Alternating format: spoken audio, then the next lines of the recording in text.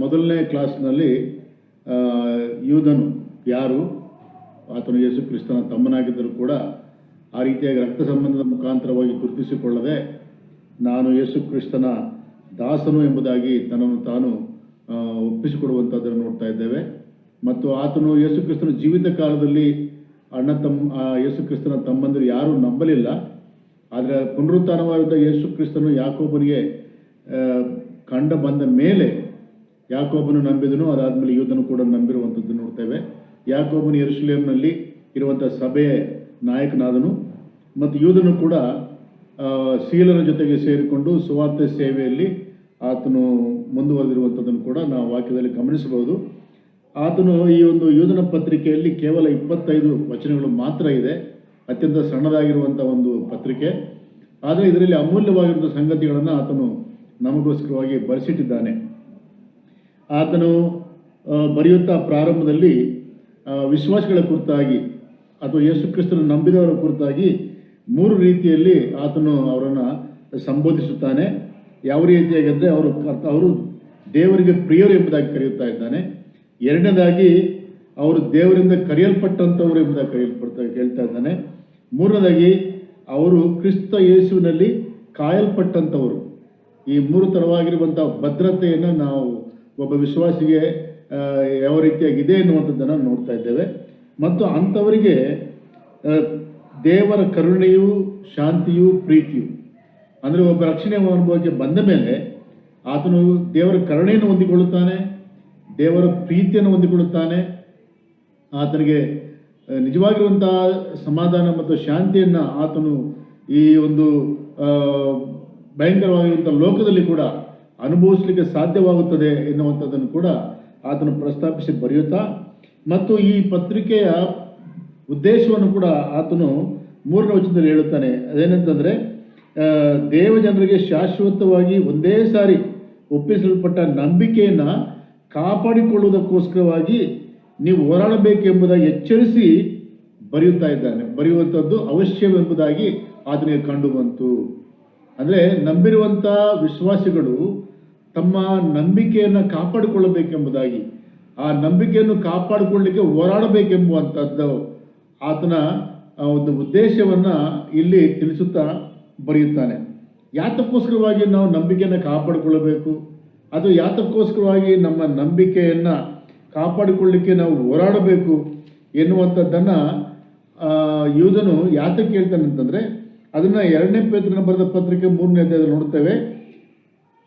ಕಡೇ ದಿನಗಳಲ್ಲಿ ಅಥವಾ ಸಭಾ ದಿನಗಳಲ್ಲಿ ಕುಚೋದ್ಯಗಾರರು, 2ನೇ ಬರೋಣದ ಬಗ್ಗೆ ಹೀಯಾಳಿಸುವಂಥವರು, ಬಂಡುತನದವರು, ನಾಚಿಕೆಟ್ಟಂಥವರು, ಕಲ್ಪನಾ ಕಥೆಗಳನ್ನು ಹೇಳುವಂಥವರು ಮತ್ತು ಕುರಿ ಚರ್ಮವನ್ನು ಧರಿಸಿಕೊಂಡಿರುವಂಥ ತೋಳಗಳು ಸಭೆಯಲ್ಲಿ ಪ್ರವೇಶ ಮಾಡಿ ವಿಶ್ವಾಸಿಗಳ ನಂಬಿಕೆಯನ್ನು ಹಾಳು ಮಾಡುವಂಥ ದಿನಗಳು ಬರುತ್ತವೆ. ಆದ್ದರಿಂದ ನೀವು ಜಾಗರೂಕರಾಗಿರ್ರಿ ಎನ್ನುವಂಥ ಎಚ್ಚರಿಕೆಯನ್ನು, ಪೇತ್ರನು ಕೊಟ್ಟಂಥ ಎಚ್ಚರಿಕೆಯನ್ನು ಈತನು ಇನ್ನೂ ಹೆಚ್ಚಾಗಿ ಅದನ್ನು ವಿವರಿಸಿ ಆತನು ಮಾತನಾಡುತ್ತಾನೆ. ಈ ರೀತಿಯಾಗಿ ಬಂದಂಥವರ ಕುರಿತಾಗಿ ಯೂದನ ಪತ್ರಿಕೆಯಲ್ಲಿ ಹಲವಾರು ಮಾತುಗಳ ಮುಖಾಂತರವಾಗಿ ಆತನು ಪದಪ್ರಯೋಗ ಮಾಡುತ್ತಾನೆ. ಅವರ ವಿಷಯದಲ್ಲಿ 4ನೇ ವಚನದಲ್ಲಿ ಅವರು ಭಕ್ತಿಹೀನರು ಎಂಬುದಾಗಿ ಹೇಳುತ್ತಾನೆ. ಇನ್ನು 4ನೇ ವಚನದಲ್ಲಿ ನಾಚಿಕೆಗೆಟ್ಟ ಕೆಲಸವನ್ನು ಮಾಡುವಂಥವರು. 3ನೇದಾಗಿ ದೇವರ ಕೃಪೆಯನ್ನು ತಿರುಚುವಂಥವರು, ಅವರು ಸ್ವಪ್ನಾವಸ್ಥೆಯಲ್ಲಿರುವಂಥವರು, ನೀರಿಲ್ಲದೆ ಇರುವಂಥ ಮೋಡಗಳಂತಿರುವಂಥವರು, ಹಣ್ಣು ಬಿಡದೇ ಇರುವಂಥ ಮರಗಳಂತಿರುವಂಥವರು. 12ನೇ ವಚನದಲ್ಲಿ ಸಮುದ್ರದಲ್ಲಿ ಗುಪ್ತವಾಗಿ ಇರುವಂಥ ಬಂಡೆಗಳಂತಿರುವಂಥವರು. 13ನೇ ವಚನದಲ್ಲಿ ಸಮುದ್ರದ ಹುಚ್ಚು ತೆರೆಗಳಂತಿರುವಂಥವರು. 13ನೇ ವಚನದಲ್ಲಿ ಅಲಿಯುವ ನಕ್ಷತ್ರಗಳಂತಿರುವಂಥವರು. ಅಂದರೆ ಕಡೆಯ ದಿನಗಳಲ್ಲಿ ದುರ್ಬೋಧಕರು, ಕಡೆಯ ದಿನಗಳಲ್ಲಿ ನಂಬಿಕೆಯಿಂದ ಜನರನ್ನು ತಪ್ಪಿಸುವಂಥ ಸುಳ್ಳು ಬೋಧಕರು, ಸುಳ್ಳು ಪ್ರವಾದಿಗಳು ಬರುತ್ತಾರೆ. ಅವರು ಈ ರೀತಿಯಾಗಿ ಇರುವಂಥ ಕ್ಯಾರೆಕ್ಟರ್ಸ್ಗಳನ್ನ ಹೊಂದಿಕೊಂಡಿರುತ್ತಾರೆ. ಇವರ ವಿಷಯದಲ್ಲಿ ನೀವು ಜಾಗರೂಕರಾಗಿರ್ರಿ ಎನ್ನುವಂಥದ್ದನ್ನು ಆತನು ಈ ಒಂದು ಪತ್ರಿಕೆಯಲ್ಲಿ ಬರೆಯುವಂಥದ್ದನ್ನು ನಾವು ನೋಡುತ್ತೇವೆ. ಈ ಪತ್ರಿಕೆಯನ್ನು ನಾನು ಕಳೆದ ಸರ್ತಿ ಹೇಳಿದ ರೀತಿಯಲ್ಲಿ 3 ಭಾಗವಾಗಿ ನಾವು ಅಧ್ಯಯನ ಮಾಡಲಿಕ್ಕಿದ್ದೇವೆ. 1ನೇ ವಚನದಿಂದ ಹಿಡಿದು ನಾವು 4ನೇ ವಚನದವರೆಗೆ ಪೀಠಿಕೆಯ ಕುರಿತಾಗಿ ನಾವು 1ನೇ ಕ್ಲಾಸ್ನಲ್ಲಿ ಧ್ಯಾನ ಮಾಡಿದ್ದೇವೆ. 2ನೇ ಭಾಗವಾಗಿ 5ನೇ ವಚನದಿಂದ ಹಿಡಿದು 18ನೇ ವಚನದವರೆಗೆ ಆತನು ಕೆಲವು ಹಳೆ ಒಡಂಬಡಿಕೆಯಲ್ಲಿರುವಂಥ ಉದಾಹರಣೆಗಳನ್ನು ಕೊಟ್ಟು ಈ ಉದಾಹರಣೆಗಳು ಕೇವಲ ದೃಷ್ಟಾಂತಗಳನ್ನಾಗಿ ನೀವು ತಿಳ್ಕೊಂಡು ನೀವು ಜಾಗರೂಕರಾಗಿರ್ರಿ ಎಂಬುದಾಗಿ ಹೊಸ ಒಡಂಬಡಿಕೆಯ ವಿಶ್ವಾಸಿಗಳಿಗೆ ಆತನು ಹೇಳುವಂಥದ್ದನ್ನು ನೋಡ್ತಾ ಇದ್ದೇವೆ. ಅಲ್ಲಿ ಸುಮಾರು ಆತನು 7 ಉದಾಹರಣೆಗಳನ್ನು ಕೊಡ್ತಾನೆ. ಅದರಲ್ಲಿ 3 ಉದಾಹರಣೆಗಳನ್ನು ನಾವು ಈಗ ನೋಡಲಿಕ್ಕಿದ್ದೇವೆ. ಮುಂದಿನ ಕ್ಲಾಸ್ನಲ್ಲಿ ಮಿಕ್ಕಿರುವಂಥ ಉದಾಹರಣೆಗಳನ್ನು ಮತ್ತು ಕನ್ಕ್ಲೂಷನನ್ನು ಕೂಡ ನಾವು ನೋಡಲಿಕ್ಕೆ ಅನುಕೂಲ ಆದರೆ ಅದನ್ನು ಮುಗಿಸ್ಬೋದು. ಸೊ ಮೊದಲನೇದಾಗಿ 1ನೇ ವಚನದಿಂದ 4ನೇ ವಚನದವರೆಗೆ ಪೀಠಿಕೆ, 5ನೇ ವಚನದಿಂದ ಹಿಡಿದು 16ನೇ ವಚನದವರೆಗೆ ಎಚ್ಚರಿಕೆ ನಾವು ಹೊಂದಿಕೊಳ್ಳಿಕ್ಕೋಸ್ಕರವಾಗಿ ಬೇಕಾಗಿರುವಂಥ ಹಳೆ ಒಡಂಬಡಿಕೆಯ ಉದಾಹರಣೆಗಳನ್ನು ಆತನು ಕೊಡುತ್ತಾರೆ. ಯಾವ ರೀತಿಯಾಗಿ ಅವರು ಭ್ರಷ್ಟರಾದರು, ನಷ್ಟವಾದರು ಎಂಬುದಾಗಿ. ಮತ್ತು 17ನೇ ವಚನದಿಂದ ಹಿಡಿದು 25ನೇ ವಚನದವರೆಗೆ ವಿಶ್ವಾಸಿಗಳಾಗಿರುವಂಥ ನಾವು ಇಂಥ ಒಂದು ಸುಳ್ಳು ಬೋಧಕರು ಅಥವಾ ಕುರಿ ಚರ್ಮವನ್ನು ಹೊತ್ತುಕೊಂಡಿರುವಂಥ ತೋಳಗಳಿರುವಂಥ ನಂಬಿಕೆಯಿಂದ ನಮ್ಮನ್ನು ತೊಲಗಿಸುವಂಥ ಜನರು ಈ ಲೋಕದಲ್ಲಿ ಇದ್ದಾರಲ್ಲ, ಅಂಥವ್ರ ಮಧ್ಯದಲ್ಲಿ ನಾವು ಜೀವನ ಮಾಡ್ತಾ ಇದ್ದೇವೆ. ಆದ್ದರಿಂದ ನಾವು ಯಾವ ರೀತಿಯಾಗಿ ಎಚ್ಚರಿಕೆಯಿಂದ ಇರಬೇಕು ಎನ್ನುವಂಥದ್ದನ್ನು 17ನೇ ವಚನದಿಂದ 25ನೇ ವಚನದವರೆಗೆ ನಾವು ಕಲಿಬೋದು. ಇದು ಅತಿ ಪ್ರಾಮುಖ್ಯವಾಗಿರುವಂತಹ ಸಂಗತಿಗಳು. ಯಾಕಂದರೆ ವಿಶ್ವಾಸಗಳು ನಾವಿದ್ದೇವೆ. ಅದರಲ್ಲೂ ಕೂಡ ಈಗ ಅನೇಕ ಥರವಾಗಿರುವಂಥ ತಪ್ಪು ಬೋಧನೆಗಳು ಟಿ ವಿಗಳಲ್ಲಿ ಮತ್ತು ಈ ಕ್ಯಾಂಪೇನ್ಗಳಲ್ಲಿ ಸುತ್ತಮುತ್ತಲೂ ಕೂಡ ನಡೀತಾ ಇವೆ. ಈ ಜನ ಹೆಚ್ಚಿಗೆ ಸೇರಿ ಬಂದರೆ ಅದು ತುಂಬ ಆತ್ಮಿಕವಾಗಿರೋ ಸಭೆ ಎಂಬುವಂಥ ಒಂದು ರೀತಿಯಾಗಿ ತಪ್ಪಾಗಿರುವಂಥ ಗ್ರಹಿಕೆ ಹೊಂದಿರುವಂಥ ದಿನಗಳು ನಾವಿದ್ದೇವೆ. ಆದ್ದರಿಂದ ಮುಖ್ಯವಾಗಿ ಬ್ರದರನ್ ಸಭೆಗಳಲ್ಲಿ ನಮ್ಮ ಹಿರಿಯರು ಎಷ್ಟೋ ಕಷ್ಟಪಟ್ಟು ಎಷ್ಟೋ ಥರವಾಗಿರುವಂಥ ಶ್ರಮೆಗಳನ್ನು ಅನುಭವಿಸಿ ಅವರು ನಾಮಧೇಯವಾಗಿರುವಂಥ ಸಭೆಗಳಿಂದ ಅವರ ಪಕ್ಕಕ್ಕೆ ಬಂದು ಅವರ ಸಭೆಗಳನ್ನು ಹೊಸ ಒಡಂಬಡಿಕೆಯ ಸತ್ಯದಲ್ಲಿ ಅವರು ಸಭೆಗಳನ್ನು ಸ್ಥಾಪಿಸಿದ ಮೇಲೆ ಆ ಜನಾಂಗ ಹೊರಟೋಯ್ತು. ಈಗ ನಾವಿದ್ದೇವೆ, ನಮ್ಮ ಮಕ್ಕಳಿದ್ದಾರೆ, ಅವರ ಕ್ವಾಲಿಟಿ ಯಾವ ರೀತಿಯಾಗಿದೆ, ಅವರ ಒಂದು ನಂಬಿಕೆ ಜೀವಿತ ಯಾವ ರೀತಿಯಾಗಿದೆ ಎಂಬುದಾಗಿ ಪರೀಕ್ಷಿಸಿಕೊಳ್ಳಲಿಕ್ಕೆ ಮತ್ತು ಜಾಗರೂಕರಾಗಿರಲಿಕ್ಕೆ ತುಂಬ ಪ್ರಾಮುಖ್ಯವಾಗಿರುವ ಸಂಗತಿಗಳು.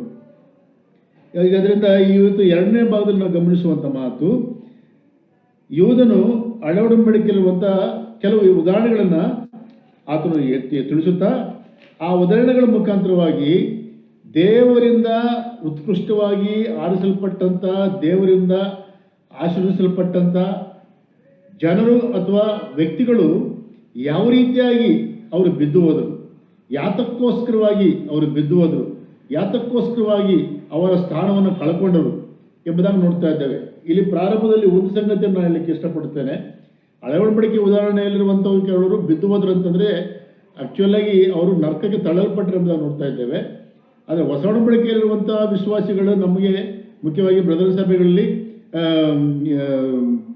ನಮ್ಮ ರಕ್ಷಣೆ ಕುರಿತಾಗಿ, ರಕ್ಷಣೆ ಭದ್ರತೆ ಕುರಿತಾಗಿ ನಮ್ಮ ಸಿದ್ಧಾಂತವನ್ನು ನಾವು ಚೆನ್ನಾಗಿ ಕಲ್ತುಕೊಂಡೋದ್ರಿಂದ ನರಕವಾದ ಕುರಿತಾಗಿ ನಾವು ಮಾತಾಡಲಿದ್ದರೂ ಕೂಡ ನಂಬಿಕೆಯಿಂದ ನಾವು ತೊಲಗುವಂಥದ್ದಂತ ಅರ್ಥವೇನಪ್ಪ ಅಂತಂದರೆ ದೇವರು ನಮ್ಗೆ ಕೊಟ್ಟಿರುವಂಥ ಉತ್ಕೃಷ್ಟವಾಗಿರುವಂಥ ಅನ್ಯೋನ್ಯತೆ, ಉತ್ಕೃಷ್ಟವಾಗಿರುವಂಥ ಒಂದು ಆಧಿಕ್ಯತೆಯನ್ನು ನಾವು ಕಳ್ಕೊಳ್ತೇವೆ.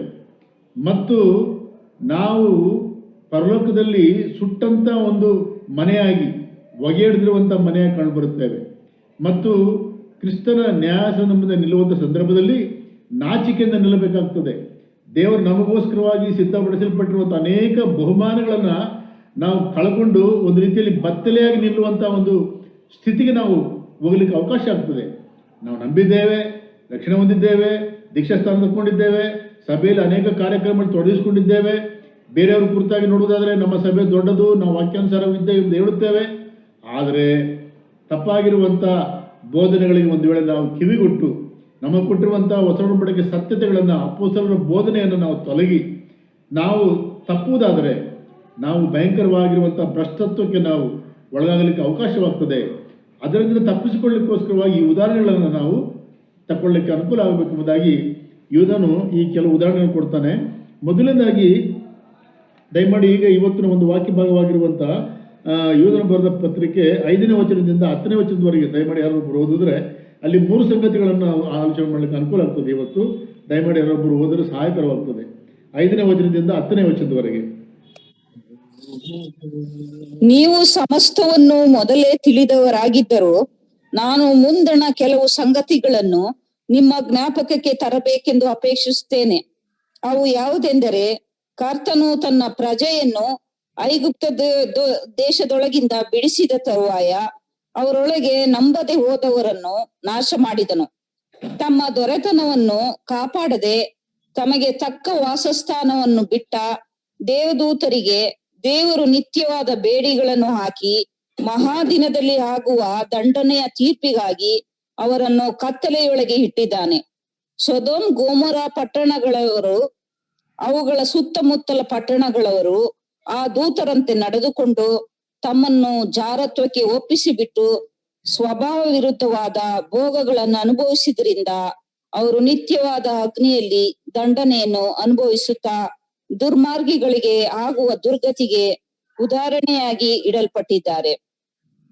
ಹೀಗಿದ್ದರೂ ಈ ಜನರು ಅವಸ್ಥೆಯಲ್ಲಿರುವವರಂತೆ ಅದೇ ರೀತಿಯಾಗಿ ಶರೀರವನ್ನು ಮಲಿನ ಮಾಡಿಕೊಳ್ಳುತ್ತಾರೆ, ಪ್ರಭುತ್ವವನ್ನು ಅಸಡ್ಡೆ ಮಾಡುತ್ತಾರೆ, ಮಹಾ ಪದವಿಯವರನ್ನು ದೂಷಿಸುತ್ತಾರೆ. ಆದರೆ ಪ್ರಧಾನ ದೇವದೂತನಾದ ಮಿಕಾಯೇಲನು ಮೋಶೆಯ ಶವದ ವಿಷಯದಲ್ಲಿ ಸೈತಾನನೊಂದಿಗೆ ವ್ಯಾಜ್ಯವಾಡಿ ವಾಗ್ದಾತ ಮಾಡಿದಾಗ ಅವನು ಸೈತಾನನ ಮೇಲೆ ದೂಷಣಾಭಿಪ್ರಾಯವನ್ನು ಹೇಳುವುದಕ್ಕೆ ಧೈರ್ಯಗೊಳ್ಳದೆ ಕರ್ತನು ನಿನ್ನನ್ನು ಖಂಡಿಸಲಿ ಅಂದನು. ಆದರೆ ಈ ಜನರು ತಮಗೆ ಗೊತ್ತಿಲ್ಲದ ಎಲ್ಲವನ್ನು ದೂಷಿಸುತ್ತಾರೆ ಮತ್ತು ತಾವು ವಿವೇಕ ಶೂನ್ಯ ಪಶುಗಳಂತೆ ಸ್ವಾಭಾವಿಕವಾಗಿ ಯಾವುಗಳನ್ನು ತಿಳ್ಕೊಳ್ಳುತ್ತಾರೋ ಅವುಗಳಲ್ಲಿ ತಮ್ಮನ್ನು ಕೆಡಿಸಿಕೊಳ್ಳುತ್ತಾರೆ. ಈ ಒಂದು ವಾಕ್ಯ ಭಾಗದಲ್ಲಿ ಇವನು ನಮಗೆ 4 ಉದಾಹರಣೆಗಳನ್ನು ಕೊಡ್ತಾ ಇದ್ದಾನೆ. ಹಳೆ ಒಡಂಬಡಿಕೆಯಲ್ಲಿರುವಂಥ 4 ಉದಾಹರಣೆಗಳನ್ನು ಕೊಡ್ತಾ ಇದ್ದಾನೆ. ಇದರ ಮುಖಾಂತರವಾಗಿ ವಿಶ್ವಾಸಿಗಳಾಗಿದ್ದು ನಾವು ಯಾವ ವಿಷಯಗಳಲ್ಲಿ ಎಚ್ಚರಿಕೆಯಿಂದಿರಬೇಕು, ಬಿದ್ದು ಹೋಗೋದ ರೀತಿಯಲ್ಲಿ ನಮ್ಮನ್ನು ನಾವು ಯಾವ ರೀತಿಯಾಗಿ ಕಾಪಾಡಿಕೊಳ್ಳಬೇಕು, ಮತ ಭ್ರಷ್ಟತ್ವಕ್ಕೆ ನಮ್ಮನ್ನು ನಾವು ಒಪ್ಪಿಸಿಕೊಳ್ಳದ ರೀತಿಯಲ್ಲಿ ಯಾವ ವಿಷಯಗಳಲ್ಲಿ ನಾವು ಜಾಗರೂಕರಾಗಿರಬೇಕು ಎನ್ನುವಂಥದ್ದನ್ನು ನಾವು ಕೆಲವು ಸಂಗತಿಗಳನ್ನು ಕಲಿಬೋದು. ಇದರಲ್ಲಿ 3 ನಕಾರಾತ್ಮಕ ಉದಾಹರಣೆಗಳು, ಒಂದು ಸಕಾರಾತ್ಮಕವಾಗಿರುವಂಥ ಉದಾಹರಣೆ. ನಕಾರಾತ್ಮಕವಾಗಿರುವಂಥ ಅಂದರೆ ನೆಗೆಟಿವ್ ಎಕ್ಸಾಂಪಲ್ಸ್ ಯಾವುದಪ್ಪ ಅಂತಂದರೆ, ಇಸ್ರಾಯೇಲರು, ಐಗುಪ್ತ ದೇಶದಿಂದ ಹೊರಗೆ ಬಂದಂಥ ಇಸ್ರಾಯೇಲರು, ಎರಡನೇದಾಗಿ ಬಿದ್ದು ಹೋದಂಥ ಲೂಸಿಫರ್ನೆಂಬಂಥ ದೇವದೂತನು, ಮತ್ತು ಮೂರನೇದಾಗಿ ಸೊದೋಮ್ ಗೊಮೋರ ಪಟ್ಟಣದಲ್ಲಿ ಇರುವಂಥವರು ನಾಶನವಾಗಿರುವಂಥವರು, ಅವರ ಕುರಿತಾಗಿ ನಕಾರಾತ್ಮಕವಾಗಿ ಮಾತನಾಡ್ತಾನೆ. ಸಕಾರಾತ್ಮಕವಾಗಿ ಮಿಕಾಯೇಲನ ದೇವದೂತನ ಕುರಿತಾಗಿ ಆತನು ಮಾತನಾಡ್ತಾ ಇದ್ದಾನೆ. ಮೊದಲನೇದಾಗಿ ಈ ಇಸ್ರಾಯೇಲರ ಕುರಿತಾಗಿ ನಾವು ಧ್ಯಾನ ಮಾಡಿದಾಗ 5ನೇ ವಚನದಲ್ಲಿ ಕರ್ತನು ತನ್ನ ಪ್ರಜೆಯನ್ನು ಐಗುಪ್ತ ದೇಶದೊಳಗೆ ಬಿಡಿಸಿದ ತರುವಾಯ ಅವರೊಳಗೆ ನಂಬದೇ ಹೋದವರನ್ನು ನಾಶ ಮಾಡಿದನು. ಇದರ ಕುರಿತಾಗಿ ನಾವು ಭಾನುವಾರದ ದಿವಸ ನಾವು ದೀರ್ಘವಾಗಿ ನಾವು ಅಧ್ಯಯನ ಮಾಡಿದ್ದೇವೆ. ಕ್ಲುಪ್ತವಾಗಿ ಹೇಳಬೇಕಂತಂದರೆ ಸುಮಾರು 25 ಲಕ್ಷ ಜನರು ದಾಸತ್ವದಲ್ಲಿದ್ದಂಥವರು ಮೋಶೆಯ ನಾಯಕತ್ವದಲ್ಲಿ ದೇವರು 10 ಥರವಾಗಿರುವಂಥ ಉಪದ್ರವಗಳನ್ನು ಐಗುಪ್ತದ ಮೇಲೆ ಬರುವುದರ ಮುಖಾಂತರವಾಗಿ ಅವರಿಗೆ ಅದ್ಭುತವಾಗಿರುವಂಥ ಬಿಡುಗಡೆಯನ್ನು ಕೊಡ್ತಾನೆ. ಪಸ್ಕಾ ಕುರಿ ರಕ್ತದ ಮುಖಾಂತರವಾಗಿ ಯಾವ ಸಾವು ನೋವು ಕೂಡ ಅನುಭವಿಸಿದ ರೀತಿಯಲ್ಲಿ ಅವರು ಹೊರಬರುತ್ತಾರೆ ಮತ್ತು ಹೊರಬಂದ ಮೇಲೆ ಕೆಂಪು ಸಮುದ್ರವನ್ನು ದಾಟ್ತಾರೆ. ಕೆಂಪು ಸಮುದ್ರವನ್ನು ದಾಟಿದ ಮೇಲೆ ಅವರು ಸೀನಾಯಿ ಬೆಟ್ಟದ ಬಳಿಗೆ ಬರುತ್ತಾರೆ. ಸೀನಾಯಿ ಬೆಟ್ಟದ ಬಳಿಯಲ್ಲಿ ಅವರು 13 ತಿಂಗಳುಗಳ ಕಾಲ ಇದ್ದು ಅಲ್ಲಿ ಕರ್ತನಿಂದ ಅಥವಾ ಯೆಹೋವ ದೇವರಿಂದ 10 ಆಜ್ಞೆಗಳನ್ನು ಪಡ್ಕೊಳ್ತಾರೆ. Moral and social and civil ಲಾಸ್ಗಳನ್ನು ಪಡ್ಕೊಳ್ತಾರೆ. ಅದಾದಮೇಲೆ ದೇವದರ್ಶನ ಗುಡಾರದ ಕುರಿತಾಗಿ ಮತ್ತು ಯಾವ ರೀತಿಯಾಗಿ ಯಾಜಕತ್ವವನ್ನು ಮಾಡಬೇಕು, ದೇವರು ಮನುಷ್ಯರು ಯಾವ ರೀತಿಯಾಗಿ ಒಂದು ರಕ್ತದ ಮುಖಾಂತರವಾಗಿ ಅವರು ಸಂಧಿಸಿಕೊಳ್ಳಬಹುದು ಎನ್ನುವಂಥದ್ದನ್ನು ಅಲ್ಲಿ ಸ್ಪಷ್ಟವಾಗಿ ಅವರಿಗೆ ಬೋಧನೆ ಮಾಡಿ ಅವರನ್ನು ಸಿದ್ಧಪಡಿಸಿ ಮೋಶೆ ನಾಯಕತ್ವದಲ್ಲಿ ಸುಮಾರು 7 ಥರವಾಗಿರುವಂಥ ಜನಾಂಗದವರನ್ನು ನೀವು ಓಡಿಸಿಬಿಟ್ಟು ನಿಮಗೆ ವಾಗ್ದಾನ ಮಾಡಲ್ಪಟ್ಟಂಥ ಅಂದರೆ ಹಾಲು ಜೇನು ಹರಿಯುವಂಥ ಒಂದು ಸ್ಥಳಕ್ಕೆ ನೀವು ಹೋಗಿ ನೀವು ಆ ಸ್ಥಳವನ್ನು ನೀವು ಆಕ್ರಮಿಸಿಕೊಳ್ಳಿರಿ ಎಂಬುದಾಗಿ ದೇವರು ಹೇಳಿದಾಗಿ ಕೂಡ ಇವರೇನು ಮಾಡ್ತಾರಪ್ಪ ಅಂತಂದರೆ ಗೂಢಾಚಾರವನ್ನು ಕಳಿಸ್ಕೊಡ್ತಾರೆ ಪರೀಕ್ಷೆ ಮಾಡಲಿಕ್ಕೋಸ್ಕರವಾಗಿ. ಅದು ದೇವರು ಹೇಳಲಿಲ್ಲ, ನೀವು ಹೋಗ್ರಿ ಅಂತ ಹೇಳ್ದ ಅಷ್ಟೇ. ದೇವರ ಮಾತಿನ ಮೇಲೆ ನಂಬಿಕೆ ಇಟ್ಟು ಅವರು ಹೋಗಿದ್ರೆ ಯಾವ ಪ್ರಾಬ್ಲಮ್ ಬರ್ತಾ ಇರಲಿಲ್ಲ. ಯಾಕೆ ಬರ್ತಾ ಇರಲಿಲ್ಲ? ಕೆಂಪು ಸಮುದ್ರವನ್ನು ದೇವರು ಏನು ಮಾಡಿದ್ರೆ ವಿಭಾಗ ಮಾಡಿ ಅವ್ರನ್ನ ಕರ್ಕೊಂಡ್ಬಂದಿದ್ದಾನೆ. ಅರಣ್ಯದಲ್ಲಿ ಊಟಕ್ಕಿಲ್ಲದಾಗ ಮನ್ನಾ ಕೊಟ್ಟಿದ್ದಾನೆ, ಅರಣ್ಯದಲ್ಲಿ ನೀರಿಲ್ಲದ ಸಂದರ್ಭದಲ್ಲಿ ಬಂಡೆ ಮುಖಾಂತರ ನೀರನ್ನು ಕೊಟ್ಟಿದ್ದಾನೆ. ಇಷ್ಟು ಅದ್ಭುತವಾಗಿ ನಡೆಸಿರುವಂಥ ದೇವರು ಈಗ ಈ ದೇಶವನ್ನು ಅವರು ಕೊಡಲ್ವಾ? ಅವರು ಕರ್ಕೊಂಬಂದಿದ್ದ ಯಾತಕ್ಕೆ? ದೇಶವನ್ನು ಕೊಡಲಿಕ್ಕೋಸ್ಕರವಾಗಿ. ದೇವರು ನಂಬಿಕಸ್ಥನು, ಆದರೂ ಎಂದಿಗೂ ತನ್ನ ಮಾತನ್ನು ತಪ್ಪುವಂಥವನಲ್ಲ. ಆದರೆ ಇಸ್ರಾಯೇಲರಿಗೆ ದೇವರ ಮಾತಿನ ಮೇಲೆ ನಂಬಿಕೆ ಇಲ್ಲದೆ ಹೋಯಿತು. ಆದ್ದರಿಂದ ಏನು ಮಾಡ್ತಾರೆ? ಗೂಢಚಾರರನ್ನು ಕಳಿಸ್ಕೊಡ್ತಾರೆ. ಗೂಢಚಾರರು ಬಂದ ಮೇಲೆ ಏನು ಮಾಡ್ತಾರೆ? 10 ಜನ ನೆಗೆಟಿವ್ ರಿಪೋರ್ಟ್ ಕೊಟ್ಟಾಗ ಇವರೇನು ಮಾಡ್ತಾರೆ? ನಾವು ಆ ವಾಗ್ದತ್ತವಾಗಿರೋ ದೇಶ ನಮಗೆ ಬೇಕಾಗಿಲ್ಲ, ಅದು ಕೋಟೆ ಕೊತ್ತಲುಳ್ಳಂಥ ದೇಶ, ಅದು ಅಲ್ಲಿ ಉನ್ನತ ಪುರುಷರಿದ್ದಾರೆ, ನಾವು ವಾಪಸ್ ಹೋಗ್ತೇವೆ ಅಂತೇಳಿ ಸಾರಸೆಟ್ಟಾಗಿ ವಾಪಸ್ ಹೋಗ್ಲಿಕ್ಕೆ ಪ್ರಯತ್ನ ಪಡ್ತಾರೆ. ಆಗ ಕಾಲೇಬು ಮತ್ತು ಯೆಹೋಶುವ ಏನು ಮಾಡ್ತಾರೆ? ಇಲ್ಲ, ದೇವರು ನಮಗೆ ಕೊಟ್ಟಿರೋಂಥ ವಾಗ್ದಾನದ ಪ್ರಕಾರವಾಗಿ ನಾವು ಹೋಗೋಣ, ಆ ದೇಶವನ್ನು ಸ್ವತಂತ್ರಪಡಿಸ್ಕೊಳ್ಳೋಣ ಎಂಬುದಾಗಿ ಹೇಳಿದಾಗ ಅವರನ್ನು ಕಲ್ಲೆಸೆದು ಕೊಲ್ಲಿಕ್ಕೋಸ್ಕರ ಸಿದ್ಧರಾದಂಥ ಸಂದರ್ಭದಲ್ಲಿ ದೇವರು ಅವರ ವಿಷಯದಲ್ಲಿ ಭಯಂಕರವಾಗಿರುವಂಥ ಸಿಟ್ಟು ಮಾಡ್ಕೊಳ್ತಾನೆ. ಈ gets disappointed and dejected and frustrated. ಮೋಶೆಗೆ ಹೇಳ್ತಾನೆ, ಮೋಶೆ, ಈ ಜನರು ನನಗೆ ಬೇಕಾಗಿಲ್ಲಪ್ಪ, ಇವ್ರನ್ನೆಲ್ಲ ತರಾಕ್ಬಿಡ್ತೀನಿ, ನಾನು ನಿನ್ನ ಮುಖಾಂತರ ಹೊಸ ಜನಾಂಗವನ್ನು ನಾನು ಎಬ್ಬಿಸ್ತೇನೆ ಎಂಬುದಾಗಿ ಹೇಳೋದ ಸಂದರ್ಭದಲ್ಲಿ ಮೋಶೆ ಏನು ಮಾಡ್ತಾನೆ? ದೇವರೇ, ನಿನ್ನ ನಾಮಕ್ಕೆ ಮಹಿಮೆಗೆ ಯಾವ ರೀತಿ ಆಗಿರುವಂಥ ತೊಂದರೆ ಉಂಟಾಗಬಾರ್ದು. ಯಾಕಂದರೆ ನೀನು ಕರ್ಕೊಂಬಂದು ಅವರನ್ನು ದೇಶದಲ್ಲಿ ಸೇರಿಸಲಿ ಎಂಬುದಾಗಿ ಐಗುಪ್ತ್ಯರು ಒಂದು ವೇಳೆ ನಿನ್ನ ವಿಷಯದಲ್ಲಿ ಅವರು 7 ಸಾರು ಕಮ್ಮಿಯಾಗಿ ಮಾತನಾಡೋದು. ಆದ್ದರಿಂದ ಇವರನ್ನು ನೀನು ಆ ರೀತಿ ಸಾಯಿಸಬೇಡ ಎಂಬುದಾಗಿ ಮೋಶೆ ಪ್ರಾರ್ಥನೆಯ ವಿಜ್ಞಾಪನೆಯ ಪ್ರಾರ್ಥನೆಗೆ ನಿಮಿತ್ತ ದೇವರೇನು ಮಾಡ್ತಾನೆ? ಆಯಿತು, ನಾನೇನು ಮಾಡ್ತೇನೆ? ಇವ್ರನ್ನ ಸೇರಿಸ್ತೇನೆ.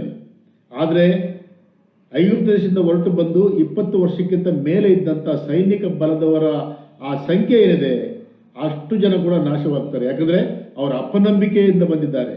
ನನ್ನಲ್ಲಿ ನಂಬಿಕೆಯೇ ಇಲ್ಲ. ನಂಬಿಕೆ ಎನ್ನುವಂಥದ್ದು ಹಳೆ ಒಡಂಬಡಿಕೆ ಪ್ರಾಮುಖ್ಯ, ಹೊಸ ಒಡಂಬಡಿಕೆ ಮುಖಾಂತರ ಪ್ರಾಮುಖ್ಯ. ನಂಬಿಕೆ ಮುಖಾಂತರ ರಕ್ಷಣೆ, ನಂಬಿಕೆ ಮುಖಾಂತರ ಪಾಪ ಕ್ಷಮಾಪಣೆ, ನಂಬಿಕೆ ಮುಖಾಂತರ ನಿತ್ಯ ಜೀವ, ನಂಬಿಕೆ ಮುಖಾಂತರವಾಗಿ ನಮ್ಮ ವಿಶ್ವಾಸ ಜೀವಿತವನ್ನು ನಾವು ಕೊನೆಗಾಣಬಳಿಕೆ ಅಷ್ಟೇ ಹೊರತು ನಮ್ಮ ನಂಬಿಕೆಗೆ ಅಡ್ಡಿ ಬರುವಂಥ ಯಾವುದೇ ವಿಷಯಗಳನ್ನು ಕೂಡ ನಾವು ಕಾಪಾಡಿಕೊಳ್ಳಿಲ್ಲ ಅಂತಂದರೆ ದೇವರ ದೊಡ್ಡ ಆಶೀರ್ವಾದವನ್ನು ನಾವು ಕಳ್ಕೊಳ್ಳಿಕ್ಕೆ ಆಸ್ಪದ ಆಗ್ತದೆ. ನಮ್ಮ ನಂಬಿಕೆಯನ್ನು ಕಾಪಾಡಿಕೊಳ್ಳಬೇಕೆಂಬುದಾಗಿ ಈ ಒಂದು ಪತ್ರಿಕೆಯನ್ನು ಕೂಡ ಇವನು ಬರೀತಾ ಇದ್ದಾನೆ. ಆದ್ದರಿಂದ ಅಪನಂಬಿಕೆ ಹೊಂದಿರುವಂಥ ಇಸ್ರಾಯೇಲರು ತಿರುಗಿ 38 ವರ್ಷಗಳ ಕಾಲ ಅರಣ್ಯದಲ್ಲಿ ಪ್ರಯಾಣ ಮಾಡಿ ಅವರೆಲ್ಲ ಸಾಯುವವರೆಗೆ ಇದ್ದು ಹೊಸ ಜನಾಂಗವನ್ನು ದೇವರೇನು ಮಾಡ್ತಾನೆ? ಯೆಹೋಶುವನ ನಾಯಕತ್ವದಲ್ಲಿ ಆ ವಾಗ್ದತ್ತವಾಗಿರೋ ದೇಶಕ್ಕೆ ಅವರು ಸೇರಿಕೊಳ್ತಾರೆ. ಐಗುಪ್ತ ದೇಶದಿಂದ ಬಂದಿರೋ ಜನರು ಯಾಕೆ ನಾಶ ಆದರು? ಅವರಿಗೆ ದೇಶ ಕೊಡಲಿಕ್ಕೆ ಆಗಲ್ಲ ಅಂತ ದೇವರು ಹೇಳಿದ್ನ. ಹಾಲು ಜನ ಹರಿಯುವಂಥ ಪ್ರದೇಶ, ಅದು ಭೂಮಿಯ ಕೇಂದ್ರ ಸ್ಥಾನದಲ್ಲಿರುವಂಥ ಪ್ರದೇಶ, ಅದು ಅಲ್ಲಿ ಆಗಲಿಕ್ಕೆ ಆಗಲ್ಲ ಅಂತೇಳಿ ದೇವರು ಹೇಳಿದ್ನ. ನೀವು ಹೋಗ್ರಿ ಅಂತ ಹೇಳಿದ್ರು ಕೂಡ ಇವರ ಅಪನಂಬಿಕೆಯಿಂದ ದೇವರ ದೊಡ್ಡ ಆಶೀರ್ವಾದವನ್ನು ಅವರು ಕಳ್ಳಕೊಂಡ್ರು. ಆ ರೀತಿಯಾಗಿ ಅಪನಂಬಿಕಸ್ಥರಾಗಿದ್ದು ನಮ್ಮ ಒಂದು ರಕ್ಷಣೆಯನ್ನು, ನಮ್ಮ ಒಂದು ಆತ್ಮಿಕವಾಗಿರುವಂಥ ಆಶೀರ್ವಾದಕರವಾಗಿರುವಂಥ ಜೀವಿತವನ್ನು ನಾವು ಹಾಳು ಮಾಡಿಕೊಳ್ಳಬಾರದು ಎಂಬುದಾಗಿ ಈ ಮೊದಲನೇ ಉದಾಹರಣೆ ಮುಖಾಂತರವಾಗಿ ನಾವು ಕಲಿತಾ ಇದ್ದೇವೆ. ಎರಡನೇದಾಗಿ ಗಮನಿಸುವಂಥ ಮಾತು ದೇವದೂತರ ಕುರಿತಾಗಿ ನಾವು ನೋಡ್ತಾ ಇದ್ದೇವೆ. ಇಲ್ಲಿ ತಮ್ಮ ದೊರೆತನವನ್ನು ಕಾಪಾಡದೆ ತಮಗೆ ತಕ್ಕ ವಾಸಸ್ಥಾನವನ್ನು ಬಿಟ್ಟ ದೇವದೂತರಿಗೆ ದೇವರು ನಿತ್ಯವಾಗಿರುವಂಥ ಬೇಡಿಗಳನ್ನು ಹಾಕಿ ಮಹಾದಿನದಲ್ಲಿ ಆಗುವ ದಂಡನೆಯ ತೀರ್ಪಿಗಾಗಿ ಅವರನ್ನು ಕತ್ತಲೆಯಲ್ಲಿ ಇಟ್ಟಿದ್ದಾನೆ. ಇಲ್ಲಿ ದೇವದೂತರ ಕುರಿತಾಗಿ ನೋಡ್ತಾ ಇದ್ದೇವೆ. ದೇವದೂತರು ಯಾರು? ಎಲ್ಲಿಂದ ಬಂದರು? ಯಾತಕ್ಕೋಸ್ಕರ ದೇವರಲ್ಲಿ ಕತ್ತಲೆಯಲ್ಲಿ ಇಟ್ಟಿದ್ದಾನೆ? ಅವರ ಆಧಿಕ್ಯತೆ ಏನಾಗಿತ್ತು ಎಂಬುದಾಗಿ ನಾವು ಸ್ವಲ್ಪ ಆಲೋಚನೆ ಮಾಡೋ ಸಂದರ್ಭದಲ್ಲಿ ದೇವದೂತರ ಕುರಿತಾಗಿ ನೋಡುವಾಗ ಪ್ರಾಥಮಿಕವಾಗಿ ದೇವದೂತನು ಈ ಒಂದು ಬೀಳುವಿಕೆಗೆ ಕಾರಣವಾಗಿರುವ ದೇವದೂತ ಯಾರಪ್ಪ ಅಂತಂದರೆ ಆತನು ಲೂಸಿಫರ್ ಎಂಬುದಾಗಿ ದೇವರ ವಾಕ್ಯದಲ್ಲಿ ನಾವು ನೋಡ್ತೇವೆ. ಲೂಸಿಫರ್ನ ಒಂದು ಆಧಿಕ್ಯತೆ ಏನಾಗಿತ್ತು? ಆತನು ದೇವರ ದೃಷ್ಟಿಯಲ್ಲಿ ಅತ್ಯಂತ ಬಹು ಸುಂದರವಾಗಿರುವಂಥ ವ್ಯಕ್ತಿತ್ವವನ್ನು ಹೊಂದಿಕೊಂಡಿರುವಂಥ ವ್ಯಕ್ತಿಯಾಗಿದ್ದರು. ಅದನ್ನು ನಾವು ಎಜಿಕೇಲ್ ಗ್ರಂಥ ಜಸ್ಟ್ ಓದ್ಬಿಡ್ತೇನೆ ಅಷ್ಟೇ. 28ನೇ ಅಧ್ಯಾಯ 12ನೇ ವಚನದಿಂದ 15ನೇ ವಚನದಲ್ಲಿ ನೋಡ್ತೇವೆ. ಲೂಸಿಫರ್ ಎಂಬಂಥ ದೇವದೂತನು, ಆತನು ಆ್ಯಕ್ಚುಲ್ ಆಗಿ ಪ್ರಧಾನ ದೂತನಾಗಿರುವಂಥವನು, ಕೆರೂಬಿ ಆಗಿರುವಂಥವನು. ಅವನ ಒಂದು ಸ್ಥಿತಿ ಹೆಂಗಪ್ಪ ಇತ್ತು ಅಂತಂದರೆ ಎಜಿಕೇಲ್ ಗ್ರಂಥ 28ನೇ ವಚನ ಅಧ್ಯಾಯದಲ್ಲಿ ನೋಡ್ತೇವೆ. ಕರ್ತನಾದ ಯೆಹೋವನು ಇಂತೆನ್ನುತ್ತಾನೆ, ನೀನು ಸರ್ವ ಸುಲಕ್ಷಣ ಶಿರೋಮಣಿ, ಪೂರ್ಣ ಜ್ಞಾನಿ, ಪರಿಪೂರ್ಣ ಸುಂದರ, ದೇವರ ಉದ್ಯಾನವಾದ ಏದೆನಿನಲ್ಲಿ ನೀನಿದ್ದಿ, ಮಾಣಿಕ್ಯ, ಪುಷ್ಪರಾಗ, ಪಚ್ಚೆ, ಪೀತರತ್ನ, ಬೇರುಲ್ಲ, ವೈಡೂರ್ಯ, ನೀಲ, ಕೆಂಪರಳು, ಸ್ಫಟಿಕ ಈ ನವರತ್ನಗಳಿಂದ ಭೂತಿಷನಾಗಿದ್ದಿ. ನಿನ್ನಲ್ಲಿರುವ ಈ ರತ್ನಗಳ ಗೂಡುಗಳು ಮನೆಗಳು ಸುವರ್ಣ ರಚಿತವಾಗಿದ್ದವುಗಳು. ನಿನ್ನ ಸೃಷ್ಟಿಯ ದಿನದಲ್ಲಿ ಸಿದ್ಧವಾದವು. ನೀನು ರೆಕ್ಕೆ ತೆರೆದು ನೆರಳು ಕೊಡುವ ಕೆರೂಬಿಯಾಗಿದ್ದಿ. ನಾನು ನಿನ್ನನ್ನು ದೇವರ ಪರ್ವತದಲ್ಲಿ ನೆಲೆಗೊಳಿಸಿದನು. ನೀನು ಕೆಂಡದ ಮಳೆಯಲ್ಲಿ ವಿಹಾರ ಮಾಡುತ್ತಾ ಇದ್ದಿ. ನಿನ್ನ ಸೃಷ್ಟಿಯ ದಿನದಿಂದ ನಿನ್ನಲ್ಲಿ ಅಪರಾಧವು ಸಿಕ್ಕುವ ತನಕ ನಿನ್ನ ನಡತೆಯು ನಿರ್ದೋಷವಾಗಿತ್ತು. ಇಲ್ಲಿ ಲೂಸಿಫರ್ನ ಕುರಿತಾಗಿ ನಾವು ಮಾತಾಡೋದೇನಪ್ಪ ಅಂತಂದರೆ, ಈತ ಅತ್ಯಂತ ಪರಿಪೂರ್ಣವಾಗಿರುವಂಥವನು, ಪರಿಪೂರ್ಣ ಜ್ಞಾನವಂತವನು ಮತ್ತು ಅತ್ಯಂತ ಸುಂದರನು. ಒಂದು ರೀತಿ ಹೇಳ್ಬೇಕಂತಂದರೆ, ಕಂಪೇರ್ ಮಾಡ್ಕೋಬೇಕಾದ್ರೆ, ದೇವರು ಮನುಷ್ಯನನ್ನು ಮಣ್ಣಿನಿಂದ ಉಂಟು ಮಾಡಿದನು. ಮಣ್ಣು ಯಾವ ಬೆಲೆ ಇದೆ? ಮಣ್ಣು ಏನೂ ಬೆಲೆ ಇಲ್ಲ. ಮಣ್ಣಿನಿಂದ ಉಂಟು ಮಾಡಲ್ಪಟ್ಟಿರುವಂಥ ನಾವು ದೇವರ ದೃಷ್ಟಿಯಲ್ಲಿ ಎಷ್ಟು ಅಮೂಲ್ಯವಾಗಿದ್ದೇವೆ. ಮತ್ತು ನಮ್ಮ ಅಂದ ಚಂದ, ನಮ್ಮಲ್ಲಿರುವಂಥ ಅದ್ಭುತ ಕಾರ್ಯಗಳು, ನಮ್ಮ ಶರೀರದಲ್ಲಿ ಅದ್ಭುತವಾಗಿಯೂ ಭಯಂಕರವಾಗಿಯೂ ದೇವರು ನಮ್ಮನ್ನು ಸೃಷ್ಟಿಸುವಂಥ ಒಂದು ಸಂಗತಿಯನ್ನು ನೋಡುವಾಗ ನಮ್ಮ ಸೃಷ್ಟಿ ಒಂದು ಆಶ್ಚರ್ಯಕರವಾಗಿದೆ. ಮಣ್ಣಿನಿಂದ ಮಾಡಲ್ಪಟ್ಟದ್ದು ನಾವೇ ಇಷ್ಟು ಬೆಲೆ ಇರುವಂಥ ವ್ಯಕ್ತಿಗಳಾಗಿರೋದಾದರೆ, ಇಲ್ಲಿ ನಾವು ನೋಡ್ತೇವೆ ನವರತ್ನಗಳ ಮುಖಾಂತರವಾಗಿ ದೇವರು ಈತನನ್ನು ಉಂಟು ಮಾಡಿದ್ದಾನೆ ಎಂಬುದನ್ನು ನೋಡ್ತಾ ಇದ್ದೇವೆ. ನವರತ್ನಗಳ ಮುಖಾಂತರ ಉಂಟು ಮಾಡ್ತಾ ಇದ್ದೇವೆ ಅಂತ ಹೇಳ್ತಾ ಇದ್ದೇವೆ. ಮತ್ತು ಈತನ ರೆಕ್ಕೆಗಳು ಅದನ್ನು ಆಡಿಸುವಾಗ ಸುಂದರವಾಗಿರುವಂಥ ಮ್ಯೂಸಿಕಲ್ ಕೂಡ ಬರ್ತಾ ಇತ್ತು ಎಂಬುದನ್ನು ನೋಡ್ತೇವೆ. ಮತ್ತು ಈತನು ಕೆರೂಬಿಯಾಗಿದ್ದಾನೆ. ದೇವರ ಪರ್ವತದಲ್ಲಿ ಅಥವಾ ಸರ್ವಶಕ್ತನಾಗಿರುವಂಥ ಪರಿಶುದ್ಧ ಪರ್ವತದಲ್ಲಿ ಆತನು ನಿವಾಸ ಮಾಡುವಂಥವನು, ಕೆಂಡಗಳ ಮಧ್ಯದಲ್ಲಿ ವಿಹಾರ ಮಾಡುವಂಥವನು. ಅಂದರೆ ಒಂದು ರೀತಿಯಲ್ಲಿ ಹೇಳಬೇಕಂತಂದರೆ, ತಂದೆ, ಮಗ ಮತ್ತು ಪವಿತ್ರಾತ್ಮನಾಗಿರುವ ದೇವರ ತ್ರೈಕತ್ವ ದೇವರು ಬಿಟ್ಟರೆ, ಒಂದು ವೇಳೆ ಈತನಿಗೆ ಆಧಿಕ್ಯತೆ ಎಲ್ಲ ಬೇರೆ ದೇವದೂತರಿಗಿಂತ ಕೂಡ ಅತ್ಯುನ್ನತವಾದ ದೊಡ್ಡ ಆಧಿಕ್ಯತೆಯನ್ನು ದೇವರು ಏನು ಕೊಟ್ಟಿದ್ದಾನೆ. ಕೆಲವು ಜನರು ಹೇಳ್ತಾರೆ, ಕೆಲವು ಡಿನಾಮಿನೇಷನ್ ಕೇಳಿದ್ದೇನೆ, ಯೇಸು ಕ್ರಿಸ್ತನ ಮೊದಲನೇ ಸೃಷ್ಟಿ, ಎರಡನೇ ಸೃಷ್ಟಿನೇ ಲೂಸಿಫರ್ ಎಂಬುದಾಗಿ, ಅಂದರೆ ಯೇಸು ಕ್ರಿಸ್ತನ ತಮ್ಮ ಲೂಸಿಫರ್ ಎಂಬುದಾಗಿ ಕೆಲವು ಜನ ಅಧ್ಯಯನ ಮಾಡ್ತಾರೆ. ಅವೆಲ್ಲ ತಪ್ಪದು. ಯೇಸು ಕ್ರಿಸ್ತನು ಸೃಷ್ಟಿಕರ್ತನು, ಆತನು ದೇವರ ಸೃಷ್ಟಿ ಅಲ್ಲವೇ ಅಲ್ಲ. ಆದರೆ ಲೂಸಿಫರ್ನು ಆತನು ಕೇವಲ ಸೃಷ್ಟಿ ಅಷ್ಟೇ. ಆದರೆ ದೊಡ್ಡ ಆಧಿಕ್ಯತೆಯನ್ನು ಆತನು ದೇವರು ಕೊಟ್ಟಿದ್ದನು ಎಂಬುದನ್ನು ನೋಡ್ತೇವೆ. ಆದರೆ ಯೆಶಾಯನ ಗ್ರಂಥ 14ನೇ ಅಧ್ಯಾಯ 12ನೇ ವಚನದಿಂದ ನಾವು ಓದುವಾಗ ಆತನಲ್ಲಿ ಪಾಪ ಎನ್ನುವಂಥದ್ದು ಪ್ರವೇಶ ಮಾಡಿತು. ಯಾವ ರೀತಿಯಾಗಿರೋದು ಪಾಪ ಅದನ್ನು ಎಕ್ಸ್ಪ್ಲೇನ್ ಮಾಡೋಕ್ಕೆ ಆಗಲ್ಲ, ಜಸ್ಟ್ ಓದ್ಬಿಡ್ತೇನೆ. ನೀನು ನಿನ್ನ ಮನಸ್ಸಿನಲ್ಲಿ, ನಾನು ಆಕಾಶಕ್ಕೆ ಹತ್ತಿ ಉತ್ತರ ದಿಕ್ಕಿನ ಕಟ್ಟಕಡೆಯಲ್ಲಿರುವ ಸುರಗಣ ಪರ್ವತದಲ್ಲಿ ನನ್ನ ಸಿಂಹಾಸನವನ್ನು ದೇವರ ನಕ್ಷತ್ರಗಳಿಗಿಂತ ಮೇಲೆ ಏರಿಸಿ ಆಸೀನನಾಗುವೆನು. ಉನ್ನತ ಮೇಘಮಂಡಲದ ಮೇಲೆ ಏರಿ ಉನ್ನತೋನ್ನತನಿಗೆ ಸರಿಸಮಾನನಾಗುವೆನು ಅಂದುಕೊಂಡೆಯಲ್ಲ. ಆದರೆ ನೀನು ಪಾತಾಳಕ್ಕೆ, ಅಧೋಲೋಕದ ಅಗಾಧ ಸ್ಥಳಗಳಿಗೆ ತಳ್ಳಲ್ಪಡುತ್ತಿ. ನಿನ್ನನ್ನು ಕಂಡವರು ದಿಟ್ಟಿಸಿ ನೋಡಿ ಯೋಚಿಸಿ, ಭೂಮಿಯನ್ನು ನಡುಗಿಸಿ, ರಾಜ್ಯಗಳನ್ನು ಕದಲಿಸಿ, ಪಟ್ಟಣಗಳನ್ನು ಕೆಡವಿ, ಲೋಕವನ್ನು ಕಾಡನಾಗಿ ಮಾಡಿ, ಸೆರೆ ಹಿಡಿದವರನ್ನು ಮನೆಗೆ ಬಿಡದೇ ಇದ್ದವನು ಇವನೋ ಅಂದುಕೊಳ್ಳುವನು. ಈತನು ಏನು ಮಾಡಿದ ಗೊತ್ತಾ? ದೇವರಿಗೆ ನಾನು ಸರಿಸಮಾನಾಗ್ತೇನೆ ಎಂಬುದಾಗಿ ಆತನು ಮನಸ್ಸಿನಲ್ಲಿ ಅಂದುಕೊಂಡ ಅಷ್ಟೇ. ಆಲೋಚನೆ ಮುಖಾಂತರ ಪಾಪ ಮಾಡ್ದ. ಆದರೆ ದೇವರ ದೃಷ್ಟಿಯಲ್ಲಿ ಆಲೋಚನೆ ಕೂಡ, ನಮ್ಮ ಆಲೋಚನೆಗಳಲ್ಲಿ ಕೂಡ ದೇವರು ಬಲ್ಲಂತ ದೇವರಾಗಿದ್ದಾನೆ. ವಿಶ್ವಾಸಿಗಳಲ್ಲಿ ಇದೊಂದು ದೊಡ್ಡ ಶೋಧನೆ. ಶಾರೀರಿಕವಾಗಿ ನಾವು ಪಾಪ ಮಾಡಲ್ಲ, ಅದು ಆಲೋಚನೆಯಲ್ಲಿ ಪಾಪ ಮಾಡ್ತೇವೆ. ಅದು ಕೂಡ ದೇವರ ದೃಷ್ಟಿಯಲ್ಲಿ ಅದು ಲೆಕ್ಕಕ್ಕೆ ಬರ್ತದೆ. ಆದರೆ ನಮ್ಮ ಆಲೋಚನೆಗಳನ್ನು ಕೂಡ ನಾವು ಕಾಯುವಂಥ ಜನರಾಗಿರಬೇಕು. ಇಲ್ಲಿ ಲೂಸಿಫರ್ನು ತನ್ನನ್ನು ತಾನು ಇಚ್ಛಿಸಿಕೊಳ್ತಾನೆ. ನಾನು ಅಂತೇಳಿ ಎಲ್ಲವರಿಗೆ ಹೇಳ್ತಾರಪ್ಪ ಅಂತಂದರೆ, ನಾನು ದೇವರಿಗೆ ಸರಿಸಮಾನಾಗಲಿಕ್ಕೆ ನಾನು ಇಷ್ಟಪಡುತ್ತೇನೆ ಎಂಬುದಾಗಿ ಆಲೋಚನೆ ಮಾಡಿದ. ಈ ಆಲೋಚನೆ ಎನ್ನುವಂಥದ್ದು ಅವನ ಮನಸ್ಸಿಗೆ ಬಂದಾಗ ಆತನು ಪಾಪಕ್ಕೆ ಒಳಗಾದ. ಪರಲೋಕ ಪಟ್ಟಣ ಅದು ಪರಿಶುದ್ಧವಾಗಿರುವಂಥ ಪಟ್ಟಣ. ಪಾಪ ಎನ್ನುವಂಥದ್ದು ಪ್ರಾರಂಭ ಎಲ್ಲಿ ಆಯಿತು ಅಂತಂದರೆ ಏದೇನ್ ತೋಟದಲ್ಲಿ ಅಲ್ಲ, ಆದಮನ ಮುಖಾಂತರ ಅಲ್ಲ. ಪಾಪ ಎನ್ನುವಂಥದ್ದು ಪ್ರಾರಂಭವಾದದ್ದೇ ಪರಲೋಕದಲ್ಲಿ. ಈ ಪರಲೋಕದಲ್ಲಿ ಕೊಯ್ಯಲ್ಪಟ್ಟಂಥ ಕುರಿ ನಿಂತಿರುವಂಥದ್ದನ್ನು ಖಂಡನೆ ಎಂಬುದಾಗಿ ಯಾಕೆ ನೋಡ್ತೇವಪ್ಪ ಅಂತಂದರೆ, ಪರಲೋಕದಲ್ಲಿರುವಂಥವ್ರು ಕೂಡ ಎಚ್ಚರಿಕೆ. ಯಾಕಂದರೆ ಪಾಪಗಳ ನಿಮಿತ್ತ ಯೇಸು ಕ್ರಿಸ್ತನು ಜಯವನ್ನು ಸ್ಥಾಪಿಸಿ ನಿಂತಿದ್ದಾನೆ ಪರಲೋಕದಲ್ಲಿ. ಇನ್ನೆಂದು ಕೂಡ ಯಾವ ದೇವದೂತನು ಕೂಡ ಮತ್ತೆ ಪಾಪ ಮಾಡಲಿಕ್ಕೆ ಪ್ರಚೋದನೆ ಹೊಂದಬಾರದೆಂಬುದಾಗಿ ಪರಲೋಕದಲ್ಲಿ ನಾವು ನೋಡ್ತೇವೆ. 5ನೇ ಅಧ್ಯಾಯದಲ್ಲಿ ಪ್ರಕಟಣೆ ಗ್ರಂಥದಲ್ಲಿ ತಂದೆ ಸಿಂಹಾಸನದ ಮುಂದುಗಡೆ 24 ಮತ್ತು 4 ಜೀವಿಗಳ ಮಧ್ಯಭಾಗದಲ್ಲಿ ಯೇಸು ಕ್ರಿಸ್ತನ ಕೊಯ್ಯಲ್ಪಟ್ಟಂಥ ಕುರಿಯಾಗಿ ನಿಂತಿರುವುದನ್ನು ಕಂಡೇನು ಅಂತಂದರೆ, ಶಿಲುಬೆಯ ಕಾರ್ಯಕ್ರಮ ಏನು ಭೂಲೋಕದಲ್ಲಿ ನಡೀತಲ್ಲ, ಇದರ ಎಫೆಕ್ಟ್ ಪರಲೋಕದಲ್ಲಿ ಕೂಡ ಇದೆ. ಪರಲೋಕದಲ್ಲಿ ಕೂಡ ಇದರ ಒಂದು ಪರಿಜ್ಞಾನ ಎನ್ನುವಂಥದ್ದು ಎಲ್ಲ ದೇವದೂತರಿಗಿದೆ. ಪಾಪಗಳನ್ನು ರಕ್ಷಿಸಲಿಕ್ಕೋಸ್ಕರವಾಗಿ ದೇವರು ಆತನು ಮಾಡುವಂಥ ಮಹಾ ಕಾರ್ಯ, ಈ ಲೋಕದಲ್ಲಿ ಪಾಪದ ಮೇಲೆ ಜಯವನ್ನು ಸ್ಥಾಪಿಸಿರುವಂಥ ಆ ಕಾರ್ಯ ಪರಲೋಕದಲ್ಲಿ ಕೂಡ ದೇವದೂತರು ಕೂಡ ಅದು ಉದಾಹರಣೆಯಾಗಿ ನಿಂತುಕೊಂಡಿದೆ ಅನ್ನುವಂಥದ್ದನ್ನು ನಾವು ಗಮನಿಸಬೇಕು. ಯೇಸು ಶಿಲುಬೆ ಮರಣದ ಮುಖಾಂತರವಾಗಿ ಬರೀ ಭೂಮಿಯನ್ನು ಮಾತ್ರ ಶುದ್ಧೀಕರಿಸಲಿಲ್ಲ, ಪರಲೋಕವನ್ನು ಕೂಡ ಅದನ್ನು ಶುದ್ಧೀಕರಿಸುವಂಥ ದೇವರಾಗಿದ್ದಾನೆ. ಪರಲೋಕದಲ್ಲಿ ಕೂಡ ಇನ್ನೆಂದಿಗೂ ಕೂಡ ಪಾಪ ಎನ್ನುವುದು ತಲೆ ಎತ್ತಬಾರದು ಯಾವ ದೇವದೂತನ ಮುಖಾಂತರವಾಗಿಯೂ ಎನ್ನುವಂಥದ್ದನ್ನು ಅದನ್ನು ಭದ್ರತೆ ಮಾಡಿದ್ದಾನೆ ಶಿಲುಬೆಯ ಕಾರ್ಯದ ಮುಖಾಂತರವಾಗಿ.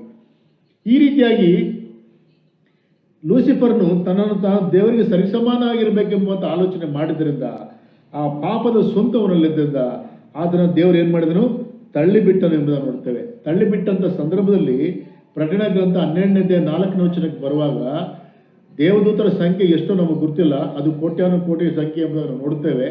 ಅದರಲ್ಲಿ 3ನೇ ಒಂದು ಭಾಗ ದೇವದೂತರು ಏನು ಮಾಡ್ದ, ಅವನೊಟ್ಟಿಗೆ ಇದ್ದಂಥ ದೇವದೂತರನ್ನು ಕೂಡ ಭೂಮಿ ಮೇಲೆ ತಳ್ಳಲ್ಪಟ್ಟಂಥದ್ದನ್ನು ನೋಡ್ತಾ ಇದ್ದೇವೆ. ಅಂದರೆ ಒಬ್ಬ ನಾಯಕನು ಪಾಪ ಮಾಡೋದಾದರೆ will have A great influence on the congregation. ಬೇರೆ ಯಾರೋ ಸಭಾ ಸದಸ್ಯರು ಯಾರೋ ಒಬ್ಬರು ಪಾಪ ಮಾಡೋದು ಬೇರೆ, ನಾಯಕನೇನಾದ್ರು ಪಾಪ ಮಾಡ್ದ ಅಂತಂದರೆ, ನಾಯಕನು ತಪ್ಪು ಮಾಡ್ದ ಅಂತಂದರೆ, the consequences of that sin will be disastrous on the total assembly or total society. ಇಲ್ಲಿ ಲೂಸಿಫರ್ನ ಒಬ್ಬನ ಪಾಪದಿಂದ ಏನಾಯಿತು, ಆ ಪಾಪದ ಸೋಂಕು ಎನ್ನುವಂಥದ್ದು ದೇವದೂತರ 3ನೇ ಒಂದು ಭಾಗಕ್ಕೆ ಹಬ್ಬಿತು. ಯಾಕೆಂದರೆ ಈ ಸೋಲ್ಡ್ ದಟ್ ಐಡಿಯಾ, ಈ ಸೋಲ್ಡ್ ದಟ್ ಥಾಟ್, ಈ sold the temptation to the angels ಬಿದ್ದೋದ್ರು. ಅವರೆಲ್ಲರೂ ಕೂಡ ತಳ್ಳಲ್ಪಟ್ಟಿರುವಂಥದ್ದನ್ನು ನಾವು ನೋಡ್ತಾ ಇದ್ದೇವೆ. ಈ ಏಂಜಲ್ಸ್ಗೂ ಈ ಭೂಮಿ ಮೇಲಿದ್ದಾರೆ, ಅವರು ಭೂಮಿ ಮೇಲೆ ಸ್ವತಂತ್ರರಾಗಿದ್ದಾರೆ. ಅವರು ಇನ್ನೂ ತೀರ್ಪು ಮಾಡಲ್ಪಟ್ಟು ಇನ್ನೂ ನರಕಕ್ಕೆ ಕಳಿಸಲ್ಪಟ್ಟಿಲ್ಲ. ಈ ಲೋಕದಲ್ಲಿ ಲೂಸಿಫರ್ನಿದ್ದಾನೆ ಮತ್ತು ಲೂಸಿಫರ್ನ ಸೈನ್ಯ ಎಂಬುವಂಥ ದೇವದೂತರು ಇದ್ದಾರೆ. ದೆವ್ವಗಳಂತ ಹೇಳ್ತೀವಿ, ಪಿಶಾಚಿಗಳಂತ ಹೇಳ್ತೀವಿ, ದುರಾತ್ಮಗಳಂತ ಹೇಳ್ತೀವಿ. ಇವೆಲ್ಲವೂ ಕೂಡ ಈ ಲೂಸಿಫರ್ನ ಸೈನ್ಯಕ್ಕೆ ಸಂಬಂಧಪಟ್ಟಿರುವಂಥ ಪರಲೋಕದಿಂದ ಬಿದ್ದು ಹೋಗಿರುವಂಥ 3ನೇ ಒಂದು ಭಾಗವಾಗಿರುವಂಥ ಬಿದ್ದು ಹೋಗಿರುವ ದೇವದೂತರುಗಳು ಇವರೆಲ್ಲರೂ ಕೂಡ ಪ್ರಕಟಣೆ ಗ್ರಂಥ 20ನೇ ಅಧ್ಯಾಯ 2ನೇ ವಚನ 10ನೇ ವಚನಕ್ಕೆ ಬರುವಾಗ ಕಡೇ ತೀರ್ಪಿನಲ್ಲಿ ಇವರೇನು ಮಾಡ್ತಾರೆ, ನಿತ್ಯವಾಗಿರುವಂಥ ನರಕಕ್ಕೆ ತಳ್ಳಲ್ಪಡ್ತಾರೆ. ಅಲ್ಲಿವರೆಗೆ ಈ ಭೂಲೋಕದಲ್ಲಿ ದೇ ಆರ್ ವೆರಿ ಆ್ಯಕ್ಟಿವ್. ಈಗ ಯಾಕೆ ಈ ಲೋಕದಲ್ಲಿ ಅನೇಕ ಸಮಸ್ಯೆಗಳು, ಪಾಲಿಟಿಕ್ಸ್ ತಗೊಳ್ರಿ, ಕುಟುಂಬಗಳು ತಗೊಳ್ಳಿ, ಸಭೆಗಳು ತಗೊಳ್ರಿ, ಸಮಾಜ ತಗೊಳ್ರಿ, why problems, why sin, why murders, why ಅರಾಚಕವಾಗಿರುವ ಸಂಗತಿಗಳು ನೋಡ್ತಾ ಇದ್ದೇವೆ ಅಂತಂದರೆ there all the promotion, there all the instigations of Satan and his disciples. ಅದು ಈ ಲೋಕದಲ್ಲಿ ನಡೀತಾ ಇದೆ. ಆದರೆ ಇಲ್ಲಿ ಯೂದನ ಪತ್ರಿಕೆಯಲ್ಲಿ ಇನ್ನೊಂದು ಮಾತನ್ನು ನೋಡ್ತೇವೆ, ಬಿದ್ದು ಹೋಗಿರುವಂಥ ದೇವದೂತರಲ್ಲಿ ಹೆಚ್ಚಿನ ಸಂಖ್ಯೆ ಅವರು ಈ ಲೋಕದಲ್ಲಿ ಸ್ವತಂತ್ರವಾಗಿದ್ದಾರೆ. ಯಾಕಂದರೆ ಅವ್ರಿಗೋಸ್ಕರ ದೇವರ ತೀರ್ಪು ಬರಲಿಕ್ಕಿದೆ, ಅದಕ್ಕೋಸ್ಕರ ಕಾಯ್ತಾ ಇದ್ದಾರೆ, ಸ್ವತಂತ್ರವಾಗಿದ್ದಾರೆ. ಆದರೆ ಯೂದನ ಪತ್ರಿಕೆಯಲ್ಲಿ ನೋಡ್ತೇವೆ, ಕೆಲವು ಜನರನ್ನು ದೇವರೇನು ಮಾಡ್ತಾನೆ, ನಿತ್ಯವಾಗಿರುವಂಥ ಬೇಡಿಗಳನ್ನು ಹಾಕಿ ಮಹಾದಿನದಲ್ಲಿ ಆಗುವ ದಂಡನೆಯ ತೀರ್ಪಿಗಾಗಿ ಅವರನ್ನು ಕತ್ತಲೆಯೊಳಗೆ ಇಟ್ಟಿದ್ದಾನೆ ಎಂಬುದು ನೋಡ್ತೇವೆ. ಕೆಲವು ಜನ ದೇವದೂತರು ಏನು ಮಾಡ್ತಾರೆ ಅಂದರೆ ಕತ್ತಲೆಯಲ್ಲಿ ಇಟ್ಟಿದ್ದಾನೆ, ಅಂದರೆ ಪಾತಾಳದಲ್ಲಿ ಇಟ್ಟಿದ್ದಾನೆ. ಅವರಿಗೆ ಸ್ವತಂತ್ರ ಕೊಟ್ಟಿಲ್ಲ. ಅವ್ರಿಗೆ ಒಂದು ವೇಳೆ ನಮ್ಮ ಇದ್ರ ಪ್ರಕಾರವಾಗಿ ತಗೊಂಡ್ರೆ ಅವರಿಗೆ ಬೇಡಿಗಳು ಹಾಕ್ಬಿಟ್ಟು ಅಂಧಕಾರದಲ್ಲಿ ದೇವರು ಬಂಧಿಸಿದ್ದಾನೆ. ಯಾತಕ್ಕೆ ಸ್ವತಂತ್ರವಾಗಿರುವಂಥ ದೇವದೂತರನ್ನು ಬಂಧಿಸಿದ್ದಾನೆ ಎಂಬುದಾಗಿ ಹೇಳುವಾಗ ಇದಕ್ಕೆ ಅನೇಕ ಥರವಾಗಿರೋದು ಇಂಟರ್ಪ್ರಿಟೇಷನ್ಗಳಿದೆ. ಇದು ನನಗೆ ಅರ್ಥ ಆಗಿರೋದು ನಾನು ಹೇಳ್ತಿದ್ದೇನೆ. ಒಂದು ವೇಳೆ ಕಮೆಂಟ್ಸ್ ಏನಾದರೆ ವಿ ಕ್ಯಾನ್ ಡಿಸ್ಕಸ್ ಆಲ್ಸೋ. ಯಾತಕ್ಕೋಸ್ಕರ ಅಂತಂದರೆ ಕೆಲವು ಜನ ಇಂಟರ್ಪ್ರಿಟೇಷನ್ ಪ್ರಕಾರವಾಗಿ, ಅಥವಾ ನಾನು ಅರ್ಥ ಮಾಡಿಕೊಂಡಂಥ ಇಂಟರ್ಪ್ರಿಟೇಷನ್ ಪ್ರಕಾರವಾಗಿ ಆದಿಕಾಂಡ 6ನೇ ಅಧ್ಯಾಯಕ್ಕೆ ಬರೋ ಸಂದರ್ಭದಲ್ಲಿ ಅಲ್ಲಿ ಒಂದು ಮಾತು ನೋಡ್ತೇವೆ. ಆದಿಕಾಂಡ 6ನೇ ಅಧ್ಯಾಯಕ್ಕೆ ಬರೋ ಸಂದರ್ಭದಲ್ಲಿ ಭೂಮಿ ಮೇಲೆ ಜನರು ಹೆಚ್ಚುತ್ತಾ ಅವರಿಗೆ ಹೆಣ್ಣು ಮಕ್ಕಳು ಹುಟ್ಟಲು ದೇವಪುತ್ರರು ಮನುಷ್ಯ ಪುತ್ರಿಯರನ್ನು ಸೌಂದರ್ಯವಾಗಿರುವುದನ್ನು ನೋಡಿ ತಮಗಿಷ್ಟವರಾದವರನ್ನು ಹೆಂಡರನ್ನಾಗಿ ಮಾಡಿಕೊಂಡರು. ಇಲ್ಲಿ ದೇವಪುತ್ರರು ಎಂಬುದಾಗಿ ಹೇಳುವಾಗ ಇದಕ್ಕೆ ಇಂಟರ್ಪ್ರಿಟೇಷನ್ ಬೇರೆ ರೀತಿಯಾಗಿ ಕೊಡ್ತಾರೆ ಕೆಲವು ಜನ. ಬಟ್ ಒಂದು ಇಂಟರ್ಪ್ರಿಟೇಷನ್ ಏನಪ್ಪ ಅಂದರೆ, ದೇವಪುತ್ರರು ಯೋಬನ ಗ್ರಂಥ 1ನೇ ಅಧ್ಯಾಯ 6ನೇ ವಚನ ಪ್ರಕಾರವಾಗಿ, 2ನೇ ಅಧ್ಯಾಯ 1ನೇ ವಚನ ಪ್ರಕಾರವಾಗಿ, 38ನೇ ಅಧ್ಯಾಯ 7ನೇ ವಚನ ಪ್ರಕಾರವಾಗಿ, ಹಳೆ ಒಡಂಬಡಿಕೆಯಲ್ಲಿ ದೇವಪುತ್ರರು ಎಂಬುದಾಗಿ ಬಹುವಚನ ಎಲ್ಲಿ ಬರುತ್ತೋ ಅದು ದೇವದೂತರಿಗೆ ಸಾದೃಶ್ಯವಾಗಿದೆ. ಈ ದೇವದೂತರು ಏನು ಮಾಡಿದರು, ಮನುಷ್ಯರ ಹೆಣ್ಣು ಮಕ್ಕಳನ್ನು ಅವರು ಮೋಹಿಸಿ ಅವರೊಟ್ಟಿಗೆ ಸಂಸಾರ ಮಾಡುವಂಥದ್ದನ್ನು ನೋಡ್ತಾ ಇದ್ದೇವೆ, ಅಥವಾ ಅವರನ್ನ ಬಲಾತ್ಕರಿಸಿರುವಂಥದ್ದನ್ನು ನೋಡ್ತಾ ಇದ್ದೇವೆ. ಇದು ಏನಾಯಿತು, ದೇವರ ದೃಷ್ಟಿಯಲ್ಲಿ ಅತ್ಯಂತ ಭಯಂಕರವಾಗಿರುವಂಥ ಕೆಟ್ಟತನ. ಲೋಕದಲ್ಲಿ ಎಷ್ಟೋ ಕೆಟ್ಟತನಗಳಿದೆ, ಆದರೆ ದೇವದೂತರ ಮುಖಾಂತರ ಉಂಟಾಗಿರುವಂಥ ಈ ಒಂದು ಕೆಟ್ಟತನ ಇದೆಯಲ್ಲ, it is beyond the limits, crossing all the limits ಅಂತ ಹೇಳ್ತೀವಲ್ಲ, ಎಲ್ಲ ಲಿಮಿಟ್ಸ್ಗಳನ್ನ ದಾಟಿ ಬಂದಂಥದ್ದು. ಇವರ ಒರಿಜಿನಲ್ ಎಸ್ಟೇಟನ್ನು ಬಿಟ್ಟುವಂಥದ್ದು. ಯಾಕಂದರೆ ಸೃಷ್ಟಿಕ್ರಮದಲ್ಲಿ ನೋಡುವಂಥ ಸಂದರ್ಭದಲ್ಲಿ ದೇವರು ಮೊದಲನೇ ಒಂದು ಸ್ಥಿತಿಯಲ್ಲಿರುತ್ತಾನೆ, ಆತ್ಮಸ್ವರೂಪನಾಗಿ ದೇವರು. ಅದಾದಮೇಲೆ ದೇವದೂತರಿದ್ದಾರೆ, ಅದಾದಮೇಲೆ ಮನುಷ್ಯರಿದ್ದಾರೆ, ಅದಾದಮೇಲೆ ಪ್ರಾಣಿಗಳಿದ್ದಾರೆ, ಅದಾದಮೇಲೆ ಗಿಡ ಮರಗಳಿದೆ, ಅದಾದಮೇಲೆ ಯೂನಿಸೆಲ್ಯುಲರ್ ಆರ್ಗನಿಸಮ್ಸ್ ಅಂತ ಇದೆ. ಇಷ್ಟು ಸ್ಟ್ಯಾಟಸ್ ಆಗಿ ನಾವು ತಗೋಬಹುದು. ಮನುಷ್ಯರನ್ನು ಮದುವೆ ಆಗ್ತಾರೆ ಅಷ್ಟೇ ಹೊರತು ಮನುಷ್ಯರನ್ನ ಪ್ರಾಣಿಗಳ ಮದುವೆ ಆಗಿಲ್ಲ. ಪ್ರಾಣಿಗಳು ಕೂಡ ಹೆಣ್ಣು ಗಂಡಿದೆ, ಆದರೆ ಗಂಡು ಮನುಷ್ಯನು ಹೆಣ್ಣು ಪ್ರಾಣಿಯನ್ನು ಮದುವೆ ಆಗೋದಿಲ್ಲ. ಯಾಕಂದರೆ ಆ ಒಂದು ಸ್ಟಾರ್ಟರ್ ಡಿಫ್ರೆಂಟ್ ಅವರು. ಅದರಲ್ಲಿ ನಮ್ಮ ಸ್ಟಾರ್ಟರ್ ಡಿಫ್ರೆಂಟು, ದೇವದೂತರ ಸ್ಟಾರ್ಟರ್ ಡಿಫ್ರೆಂಟು. ಅದರ ಮೇಲೆ ದೇವರು ಈಗ ಏನಾಗಿದ್ದಾರೆ, ಯಾವ ರೀತಿಗೆ ವೇಳೆ ಗಂಡು ಮನುಷ್ಯನಾಗಿರುವಂಥ ಗಂಡಸು ಹೆಣ್ಣಾಗಿರುವಂಥ ಪ್ರಾಣಿಯನ್ನು ಮದುವೆ ಮಾಡಿಕೊಳ್ಳುವಂಥದ್ದು ಸಮಾಜ ಒಪ್ಪಲ್ಲ. ಆದರೆ ಮಾಡ್ಕೊಳ್ತಾರೆ ಅಂದ್ಕೊಳ್ರಿ, ಅಂಥ ವೆಡ್ಡಿಂಗ್ ಕಾರ್ಡ್ ಬರುತ್ತೆ ಅಂದ್ಕೊಳ್ರಿ, ಅಂಥ ಮದುವೆಗೆ ಜನರು ಸೇರ್ತಾರೆ ಅಂದ್ಕೊಳ್ರಿ. ಅಲ್ಲಿಗೆ ಯಾವ ಪರಿಸ್ಥಿತಿ ಬಂತು ಮನುಷ್ಯನಿಗೆ ಅಂತಂದರೆ, ತನ್ನ ಲಿಮಿಟನ್ನು ಕ್ರಾಸ್ ಮಾಡಿದ್ದಾನೆ ಅಂತ ಅರ್ಥ. ದೇವರು ಅವನಿಗೆ ವಿಧಿಸಿರುವಂಥ ನಿಯಮವನ್ನು ಕಂಪ್ಲೀಟಾಗಿ ತೊರೆದು, ದೇವರ ಅಧಿಕಾರವನ್ನು ಅಲ್ಲಗೆಳೆದು ದಾಟಿ ಹೋಗಿ ಹೀನವಾಗಿರುವಂಥ ಹೀನಾಯವಾಗಿರುವ ಸ್ಥಿತಿಗೆ ಇಳಿದಿರುವಂಥ ಸಂಗತಿ ಯಾವ ರೀತಿ ಆಗ್ತದೋ ಅದಕ್ಕಿಂತಲೂ ಕೂಡ ಭಯಂಕರವಾಗಿರುವಂಥದ್ದು ಇಲ್ಲಿ ನಡೆದಿರುವಂಥದ್ದನ್ನು ದೇವರು ಗಮನಿಸಿ ಏನು ಮಾಡ್ತಾನೆ, ಅದಕ್ಕೆ ಸಂಬಂಧಪಟ್ಟಂಥ ದೇವದೂತರನ್ನೆಲ್ಲ ಏನು ಮಾಡ್ತಾನೆ, ಬಂಧಿಸಿ ಅವರಿದ್ದರೆ ಈ ಲೋಕದಲ್ಲಿ ಇನ್ನೂ ಭಯಂಕರವಾಗಿರುವಂಥ ತೊಂದರೆ ಉಂಟಾಗ್ತದೆ ಎಂಬುದಾಗಿ ಕಂಪ್ಲೀಟಾಗಿ ಅವ್ರನ್ನ ಏನು ಮಾಡ್ತಾನೆ, ಬಂಧಿಸಿ ಪಾತಾಳದಲ್ಲಿ ಅವ್ರನ್ನ ಇಟ್ಟುಬಿಡ್ತಾನೆ, ಅಂಧಕಾರದಲ್ಲಿ ಇಡ್ತಾನೆ. ಇನ್ನು ಕೆಲವು ಜನರು ಹೇಳ್ತಾರೆ, ಇದು ಎಷ್ಟು ಮಟ್ಟಿಗೆ ನಿಜನ ನನಗೆ ಗೊತ್ತಿಲ್ಲ, ಬಟ್ ಹೇಳ್ತೇನೆ, ಇದು ತಪ್ಪಿರ್ಬೋದು ಕೂಡ. ಏನಂತಂದರೆ, ಸೈತಾನನಿಗೆ ಆದಿಕಾಂಡ 3ನೇ ಅಧ್ಯಾಯ 15ನೇ ವಚನದಲ್ಲಿ ಏನಿದೆ, ಸ್ತ್ರೀ ಸಂತಾನ ಬರುತ್ತೆ. ಸ್ತ್ರೀ ಸಂತಾನ ಬಂದಾಗ ಅದು ಸರ್ಪದ ತಲೆಯನ್ನು ಜಜ್ಜುತ್ತೆ ಎಂಬುವಂಥ ಪ್ರವಾದನೆ ಇದೆ. ಆ ಸ್ತ್ರೀ ಸಂತಾನ ಯಾವುದು? ಮೆಸ್ಸಯ್ಯನು. ಈಗ ಸ್ತ್ರೀ ಮುಖಾಂತರವಾಗಿ ಸಂತಾನ ಬರಬೇಕಲ್ಲ, ಇರುವಂಥ ಸ್ತ್ರೀಯರನ್ನೆಲ್ಲ ಕೂಡ ಹಾಳು ಮಾಡಿಬಿಟ್ರೆ ಸ್ತ್ರೀ ಸಂತಾನ ಬರಲಿಕ್ಕೆ ಸಾಧ್ಯ ಆಗೋದಿಲ್ಲ ಅನ್ನುವಂಥದ್ದು ಕೂಡ ಪ್ಲ್ಯಾನ್ ಒಂದು ವೇಳೆ ಈ ಒಂದು ಲೂಸಿಫರನ ಮತ್ತು ಬಿದ್ದು ಹೋಗಿರುವಂಥ ದೇವದೂತರ ಹುನ್ನಾರ ಇರಬಹುದು ಎಂಬುದಾಗಿ ಕೂಡ ಹೇಳ್ತಾರೆ. ಇದರ ಒಂದು ಪರಿಸ್ಥಿತಿ ಅದು ಹೆಚ್ಚಿಗೆ ಆಗೋದಕ್ಕಿಂತ ಮೊದಲೇ ದೇವರೇನು ಮಾಡ್ತಾನೆ, ಜಲಪ್ರಳಯದ ಮುಖಾಂತರವಾಗಿ ಕಂಪ್ಲೀಟಾಗಿ ಅವರನ್ನು ನಾಶ ಮಾಡಾಕ್ತಾನೆ. ಇಲ್ಲಾಂದರೆ ಒರಿಜಿನ್ ಆಗಿರುವಂಥ ಸ್ತ್ರೀನೇ ಇಲ್ಲ ಅಂತಂದರೆ ಇನ್ನು ಸಂತಾನ ಬರಲಿಕ್ಕೆ ಎಲ್ಲ ಅವಕಾಶ ಆಗ್ತದೆ. ಒಂದು ವೇಳೆ ಇದು ಕೂಡ ಪ್ಲಾನ್ ಇರ್ಬೋದು, ನನಗೆ ಗೊತ್ತಿಲ್ಲ, ಇದು ಒಂದು ಇಂಟರ್ಪ್ರಿಟೇಷನ್. ಒಟ್ಟಲ್ಲಿ ಇದರ ಮುಖಾಂತರವಾಗಿ ಮನುಷ್ಯನ ಕೆಟ್ಟತನ ಅಥವಾ ಈ ದೇವಪುತ್ರನ ಕೆಟ್ಟತನ ಭಯಂಕರವಾಗಿ ಈ ಲೋಕದ ಮೇಲೆ ಹೆಚ್ಚಾದ್ದರಿಂದ ದೇವರು ನೊಂದುಕೊಂಡು ಜಲಪ್ರಳಯದ ಮುಖಾಂತರವಾಗಿ ಆದರೂ ನಾಶ ಮಾಡುವಂಥದ್ದನ್ನು ನಾವು ನೋಡ್ತೇವೆ. ಅಂಥ ಒಂದು ದೇವದೂತರನ್ನು ಏನು ಮಾಡ್ತಾನೆ, ಅದನ್ನು ಬಂಧಿಸ್ತಾನೆ. ಇದರಲ್ಲಿ ಇನ್ನೊಂದು ಇಂಟರ್ಪ್ರಿಟೇಷನ್ ಇದೆ. ಕೆಲವು ಜನ ಹೇಳ್ತಾರೆ ಏನಂತಂದರೆ, ಮತ್ತಾಯನ ಬರೆದ ಸುವಾರ್ತೆ ಪ್ರಕಾರವಾಗಿ ದೇವದೂತರುಗಳು ಲೈಂಗಿಕವಾಗಿರುವಂಥ ವ್ಯತ್ಯಾಸ ಅವರಲ್ಲಿ ಇರಲ್ಲ, ಗಂಡು ಹೆಣ್ಣು ಎನ್ನುವಂಥ ದೇವದೂತರು ಇರಲ್ಲ ಅಂತ ಕೆಲವು ಜನ ಹೇಳ್ತಾರೆ. ಮತ್ತು ಮತ್ತಾಯನ ಬರೆದ ಸುವಾರ್ತೆಯಲ್ಲಿ ನೋಡ್ತೇವೆ, ಪರಲೋಕದಲ್ಲಿ ಒಂದು ದೇವದೂತರು ಮದುವೆ ಮಾಡಿಕೊಳ್ಳಲ್ಲ, ಮದುವೆ ಕೊಡಲ್ಲ ಎಂಬುದಾಗಿ. ಅದು ಮದುವೆ ಎಂಬುವಂಥ ಒಂದು ಸಂಪರ್ಕ, ಮದುವೆ ಎಂಬುವಂಥ ಒಂದು ರಿಲೇಷನ್ಶಿಪ್ ಎನ್ನುವಂಥದ್ದು ಅದು ದೇವದೂತರಿಗೆ ಇಲ್ಲ. ಆದ್ದರಿಂದ ಇವರು ದೇವದೂತರು ಅಲ್ಲ. ಈ ವಾಕ್ಯ ಆ ಇಂಟರ್ಪ್ರಿಟೇಷನ್ ತಪ್ಪು ಅಂತ ಕೆಲವು ಜನ ಹೇಳ್ತಾರೆ. ಕೆಲವು ಜನ ಏನು ಹೇಳ್ತಾರಪ್ಪ ಅಂತಂದರೆ, ಆದಿಕಾಂಡ 18ನೇ ಅಧ್ಯಾಯ 2 ಮತ್ತು 9ನೇ ವಚನ, ಆದಿಕಾಂಡ 19ನೇ ಅಧ್ಯಾಯ 1 ಮತ್ತು 3ರಿಂದ 5ನೇ ವಚನ ಬಂದಾಗ, ಅಬ್ರಾಮನ ಬಳಿಗೆ ಬಂದಾಗ, ಲೋತನ ಬಳಿಗೆ ದೇವದೂತರು ಬಂದಾಗ ಅವರು ಗಂಡಸಿನ ರೂಪದಲ್ಲೇ ಬಂದರು, ಅವರು ಊಟ ಮಾಡಿದ್ರು. ಅಂದರೆ ದೇವದೂತರು ಫಿಸಿಕಲ್ ಆಗೇ ಬಂದರು, ಫಿಸಿಕಲ್ ಸ್ವಭಾವವನ್ನು ಅವ್ರು ಧರಿಸಿಕೊಂಡರು. ಅಂದರೆ ಮನುಷ್ಯನ ಒಂದು ಎಲ್ಲ ಪಾರ್ಟ್ಸ್ಗಳನ್ನು ಕೂಡ ಅವರು ಹೊಂದಿಕೊಂಡಿದ್ದರು. ಅವರೊಟ್ಟಿಗೆ ಈ ಸೊದೋಮ್ ಗೊಮೋರದಲ್ಲಿರುವಂಥ ಪುರುಷರು ಏನು ಮಾಡ್ತಾರೆ ಅಂತಂದರೆ, ಪುರುಷ ಸಂಯೋಗಮಕ್ಕೋಸ್ಕರವಾಗಿ ಅವರು ಹಾತೊರೆಯುವಂಥದ್ದು ನೋಡ್ತೇವೆ. ಆದ್ದರಿಂದ ಆ ರೀತಿಯಾಗಿ ಬರಲಿಕ್ಕೆ ಕೂಡ ದೇವದೂತರಿಗೆ ಅವಕಾಶ ಉಂಟು. ಆದ್ದರಿಂದ ಇದು ನಡೆದಿರಬಹುದು. ಇಲ್ಲ ಅಂತಂದರೆ ಏನಾಗುತ್ತೆ, ನಾವು ಗಮನಿಸುತ್ತೇವೆ, ಉನ್ನತ ಪುರುಷರು ಅಥವಾ ರಾಕ್ಷಸರು ಎನ್ನುವಂಥ ಒಂದು ಸಂತತಿ ಏನಿದೆ, ಅದು ಈ ದೇವಪುತ್ರರಾಗಿರುವಂಥ ದೇವದೂತರು ಮತ್ತು ಈ ಲೋಕದ ಹೆಣ್ಣು ಮಕ್ಕಳ ಒಂದು ಅಕ್ರಮವಾಗಿರುವಂಥ ಸಂಬಂಧದ ಮುಖಾಂತರ ಹುಟ್ಟಿರುವಂಥವರೇ ಈ ರಾಕ್ಷಸರುಗಳು. ಅವರು ನಾರ್ಮಲ್ ಮನುಷ್ಯರಲ್ಲ. ಅದನ್ನು ನಾವು 3-4 ರೆಫರೆನ್ಸ್, ನೆಪಿಲಿಯರು ಮತ್ತು 4-4 ರೆಫರೆನ್ಸಸ್ ಇದೆ.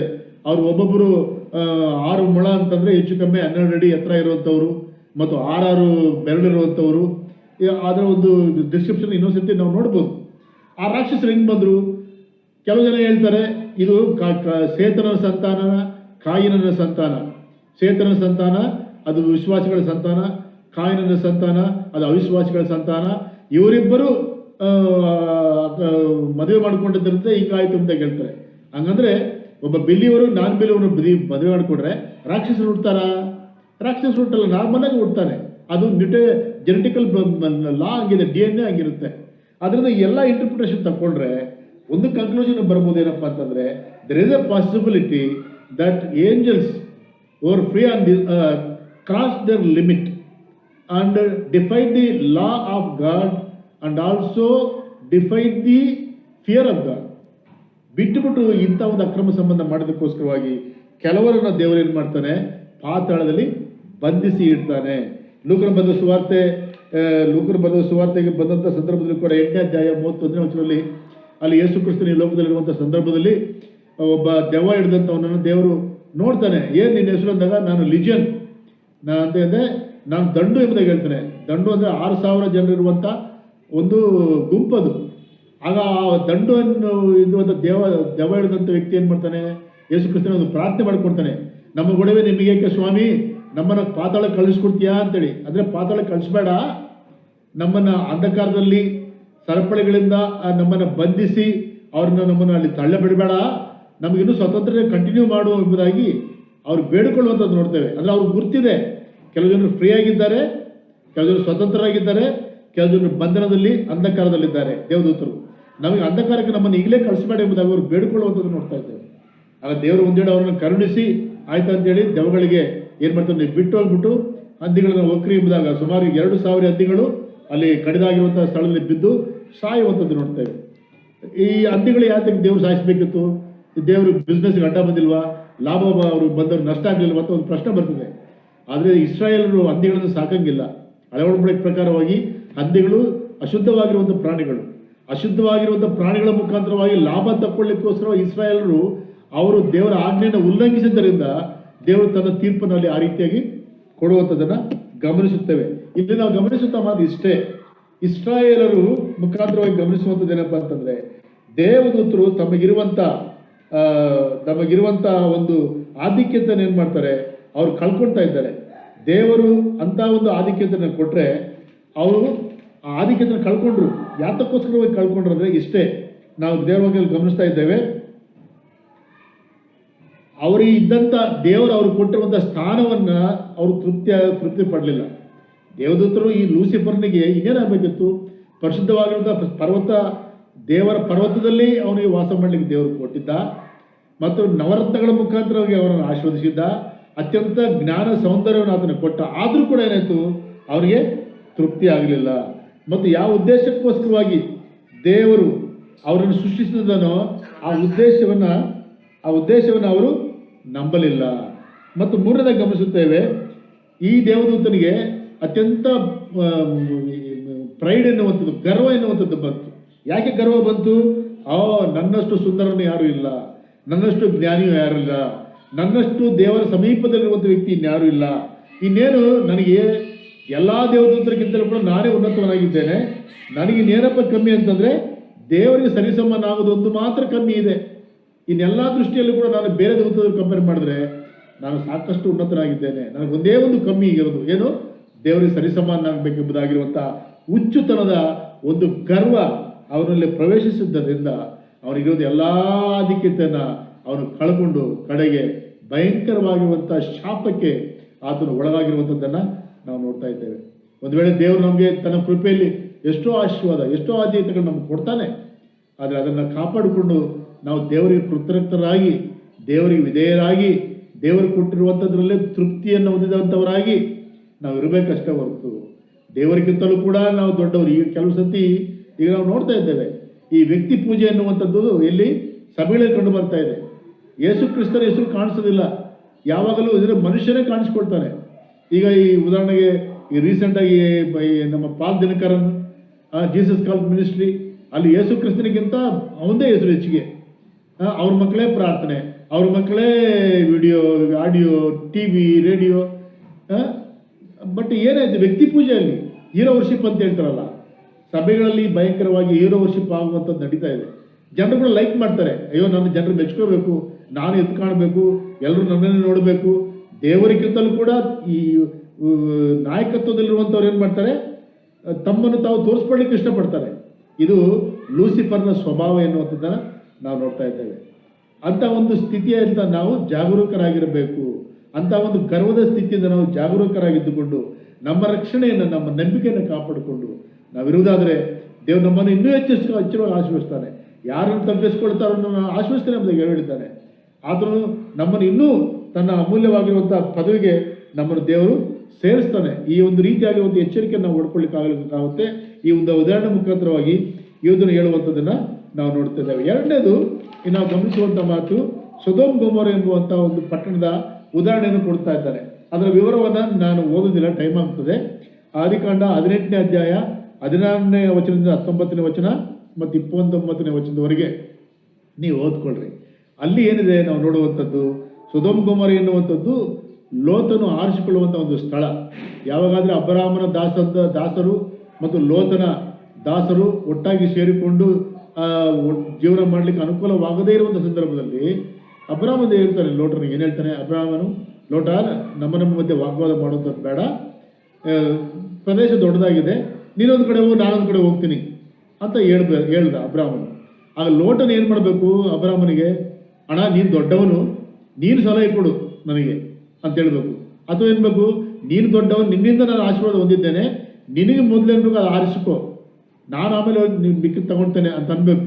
ಈ ಲೋಟ ಏನು ಮಾಡ್ತಾ ಗೊತ್ತಾ ಬುದ್ಧಿವಂತ, ಸಿಕ್ಕಿದ್ದೇ ಸಾಕು ಅಂತೇಳಿ ಯೆಹೋವನ ತೋಟದಂತೆ ಕಾಣುವಂಥ ಸೊದೋಮ್ ಗೊಮೋರ ಪಟ್ಟಣವನ್ನು ಅದು ಚೆನ್ನಾಗಿ ಕಾಣ್ತಾ ಇತ್ತು, ಅವನಿಗೆ ಕಣ್ಣಿಗೆ ಚೆನ್ನಾಗಿ ಕಾಣ್ತಾ ಇತ್ತು. ಅದರ ಒಳಗೇನಿದೆ ಎಂಬುದಾಗಿ ವಿವೇಚನೆ ಮಾಡುವಂಥ ಶಕ್ತಿ ಅವನಿಗೆ ಇರಲಿಲ್ಲ. ಕಡೆಗೆ ಸೊದೋಮ್ ಗೊಮೋರ ಪಟ್ಟಣವನ್ನು ಆತನು ಆರಿಸಿಕೊಡ್ತಾನೆ. ಸರಿ, ಆರಿಸ್ಕೊಂಡು ಹೋಗ್ತಾನೆ.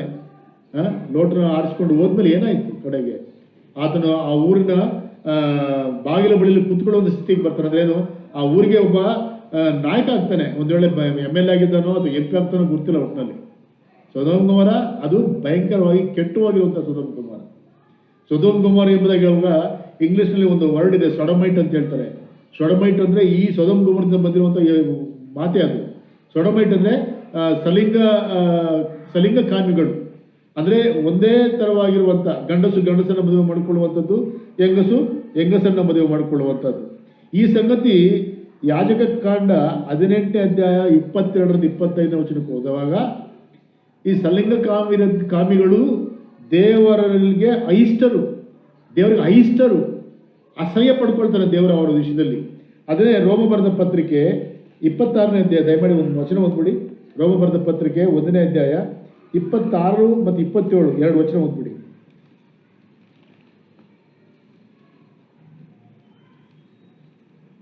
ರೋಮದ ಪತ್ರಿಕೆ 1ನೇ ಅಧ್ಯಾಯ 26, 27.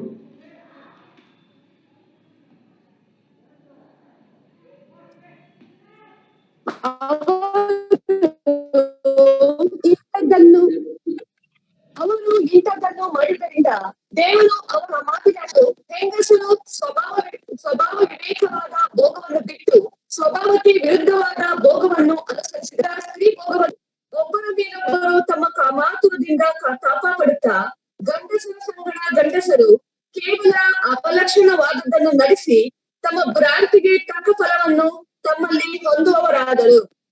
ಇಲ್ಲಿ ನಾವು ಗಮನಿಸುತ್ತೇವೆ, ಕಾಮಾತುರದಿಂದ ಅಸಹ್ಯವಾಗಿರುವಂಥ ಕಾರ್ಯಗಳನ್ನು ಮಾಡುವಂಥ ಜನರು ಈ ಲೋಕದಲ್ಲಿ ಬರ್ತಾರೆ. ಜಾಗರೂಕರಾಗಿರ್ರಿ. ದೇವರು ನಿಷಿದ್ಧಪಡಿಸಿರುವಂಥ ಸಂಬಂಧಗಳು, ಗಂಡಸರನ್ನ ಮದುವೆ ಮಾಡಿಕೊಳ್ಳುವಂಥದ್ದು, ಅವರಿಗೆ ಗೇಸ್ ಅಂತ ಹೇಳ್ತಾರೆ. ಹೆಂಗಸರನ್ನ ಮದುವೆ ಮಾಡಿಕೊಳ್ಳುವಂಥದ್ದು ಅವರಿಗೆ ಲೆಸ್ಬಿಯನ್ ಎಂಬುದಾಗಿ ಹೇಳ್ತಾರೆ. ಅವ್ರು ಬರ್ತಾರೆ, ಜಾಗರೂಕರಾಗಿರ್ರಿ. ಈ ಮಧ್ಯೆ ನಿಮ್ಗೆ ಗೊತ್ತಿದೆ ಎಲ್ಲೋ, ನಮ್ಮ ಇಂಡಿಯಾ ಗೌರ್ಮೆಂಟ್ ಕೂಡ ಗಂಡಸರನ್ನ ಮದುವೆ ಮಾಡ್ಕೊಳ್ಬೋದು, ಹೆಂಗಸರನ್ನ ಮದುವೆ ಮಾಡ್ಕೊಳ್ಬೋದು ಎಂಬ ಪರ್ಮಿಷನ್ ಈ ಕಳೆದ ವರ್ಷ ಪರ್ಮಿಷನ್ ಕೊಟ್ಟಿದ್ದಾರೆ. ಇದು ಅಮೆರಿಕದಲ್ಲಿ ಮೊದಲೇ ಕೊಟ್ಬಿಟ್ಟಿದ್ದಾರೆ. ಅಮೆರಿಕದಲ್ಲಿ ಒಂದು ಉದಾಹರಣೆ ಕೂಡ ನಾನು ಕೇಳಿದೆ.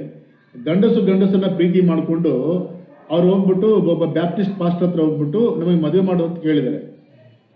ಬ್ಯಾಪ್ಟಿಸ್ಟ್ ಪಾಸ್ಟರ್ ಏನು ಮಾಡಿದ್ದಾರೆ, ವಾಕ್ಯಾನುಸಾರವಾಗಿದ್ದು ತಪ್ಪು, ನಾನು ಮಾಡಲ್ಲ ಅಂತ ಹೇಳಿದ್ದಾರೆ.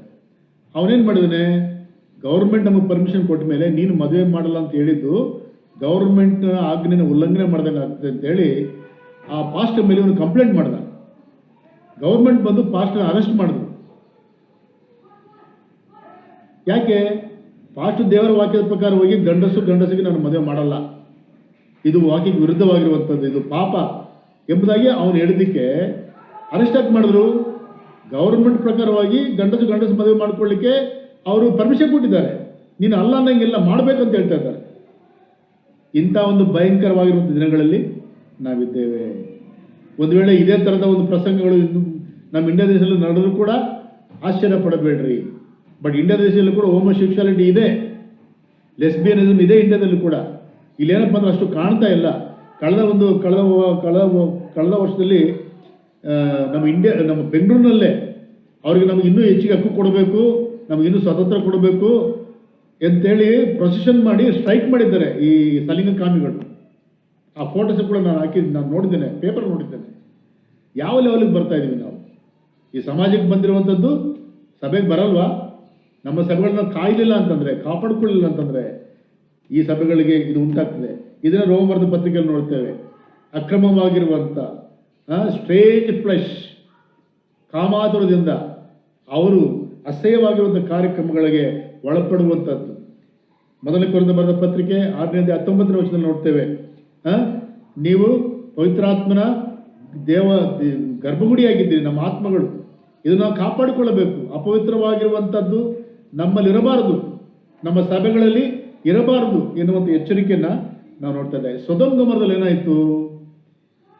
ಈ ಸೊದೋಮ್ ಗೊಮೋರದಲ್ಲಿ ಈ ಒಂದು ಪಾಪ ಹೋಮೋಸೆಕ್ಷುಯಾಲಿಟಿ ಹೆಚ್ಚಾದ್ದರಿಂದ ದೇವರು ಏನು ಮಾಡ್ತಾನೆ, ಈ ಸೊದೋಮ್ ಗೊಮೋರವನ್ನು ನಾಶ ಮಾಡಬೇಕಂತೇಳಿ ದೇವದೂತರನ್ನು ಕಳಿಸ್ಕೊಡ್ತಾನೆ. ದೇವದೂತರು ಬರ್ತಾರೆ, ದೇವದೂತರು ಲೋಟನ ಮನೆಗೆ ಬರ್ತಾರೆ.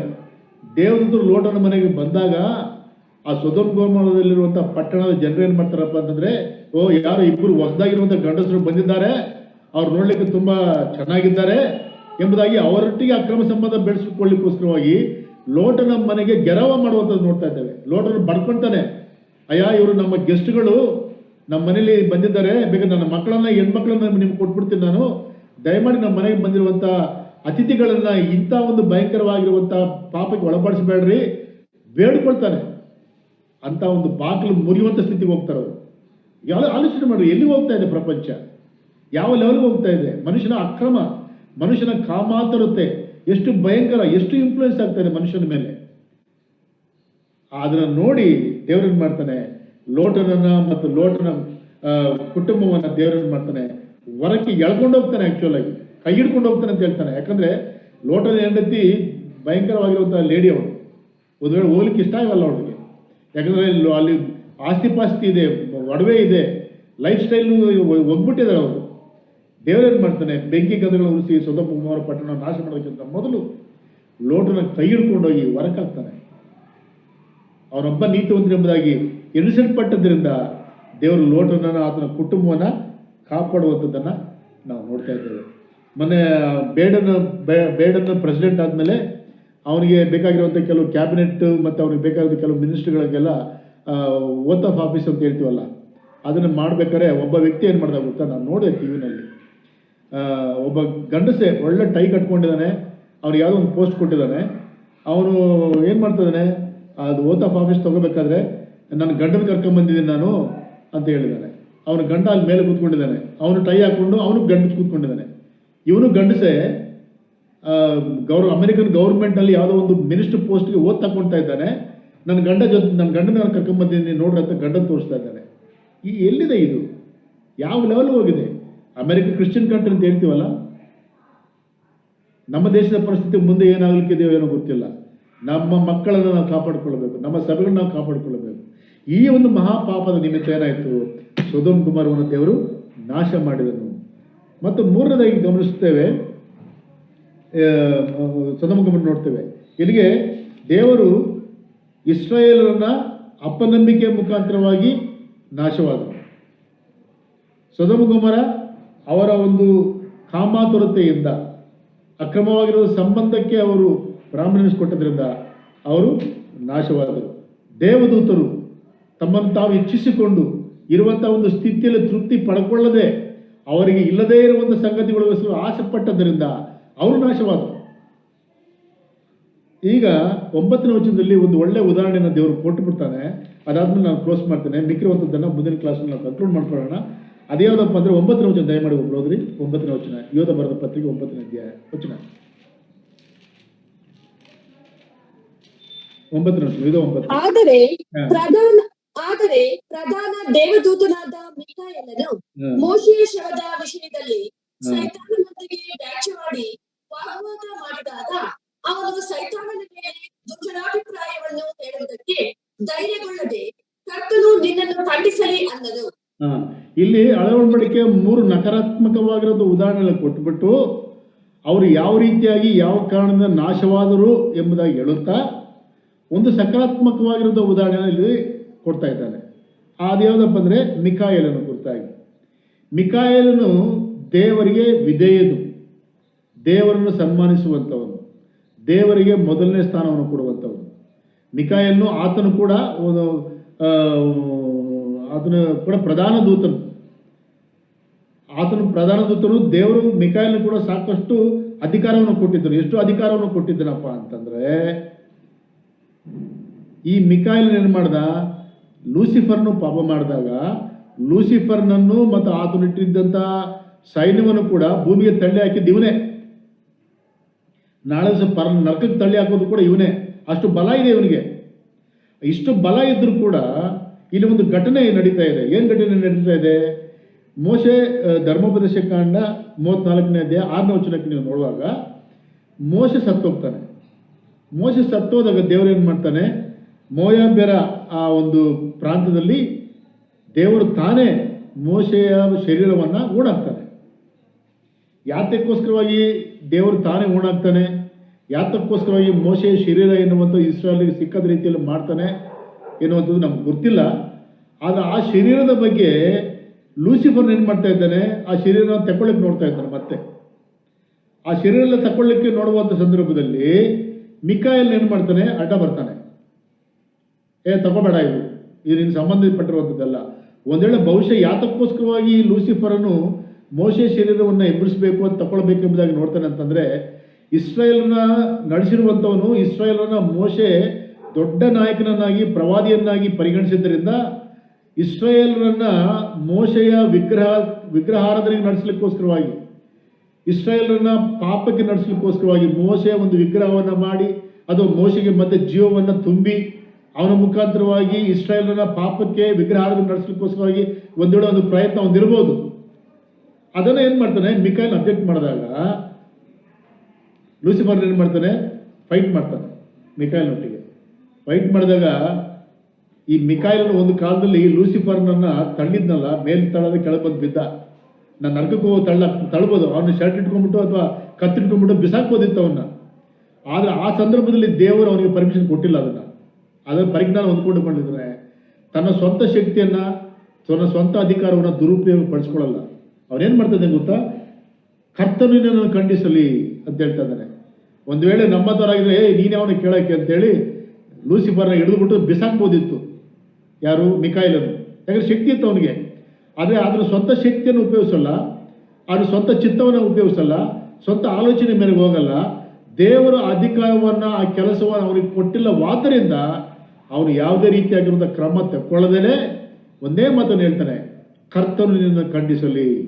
ಆ ಮಾತಿಗೆ ಲೂಸಿಫರ್ನು ಆ ಶರೀರವನ್ನು ಬಿಟ್ಟು ಹೋಗ್ತಾನೆ. ಇಲ್ಲಾಂದರೆ ಒಂದು ವೇಳೆ ಸ್ವಂತ ಕೆಲಸಂತೆ ಇಂಗ್ಲೀಷ್ನ ಒಂದು ವರ್ಡ್ ಇದೆ, taking law into our own hands ಅಂತೇಳಿ. ಅಧಿಕಾರವನ್ನು ನಮ್ಮ ಸ್ವಂತ ಶಕ್ತಿಗೆ, ಸ್ವಂತ ಕೈಗೆ ತಗೊಂಡ್ಬಿಟ್ಟು ಅವನು ಇಷ್ಟ ಬಂದಾಗ ಅವತ್ತು ಚಲಾವಣೆ ಮಾಡಿದರೆ ಮಿಕಾಯೇಲನು ಕೂಡ ಪಾಪಕ್ಕೆ ಒಳಗಾಗ್ತಾ ಇದ್ದ.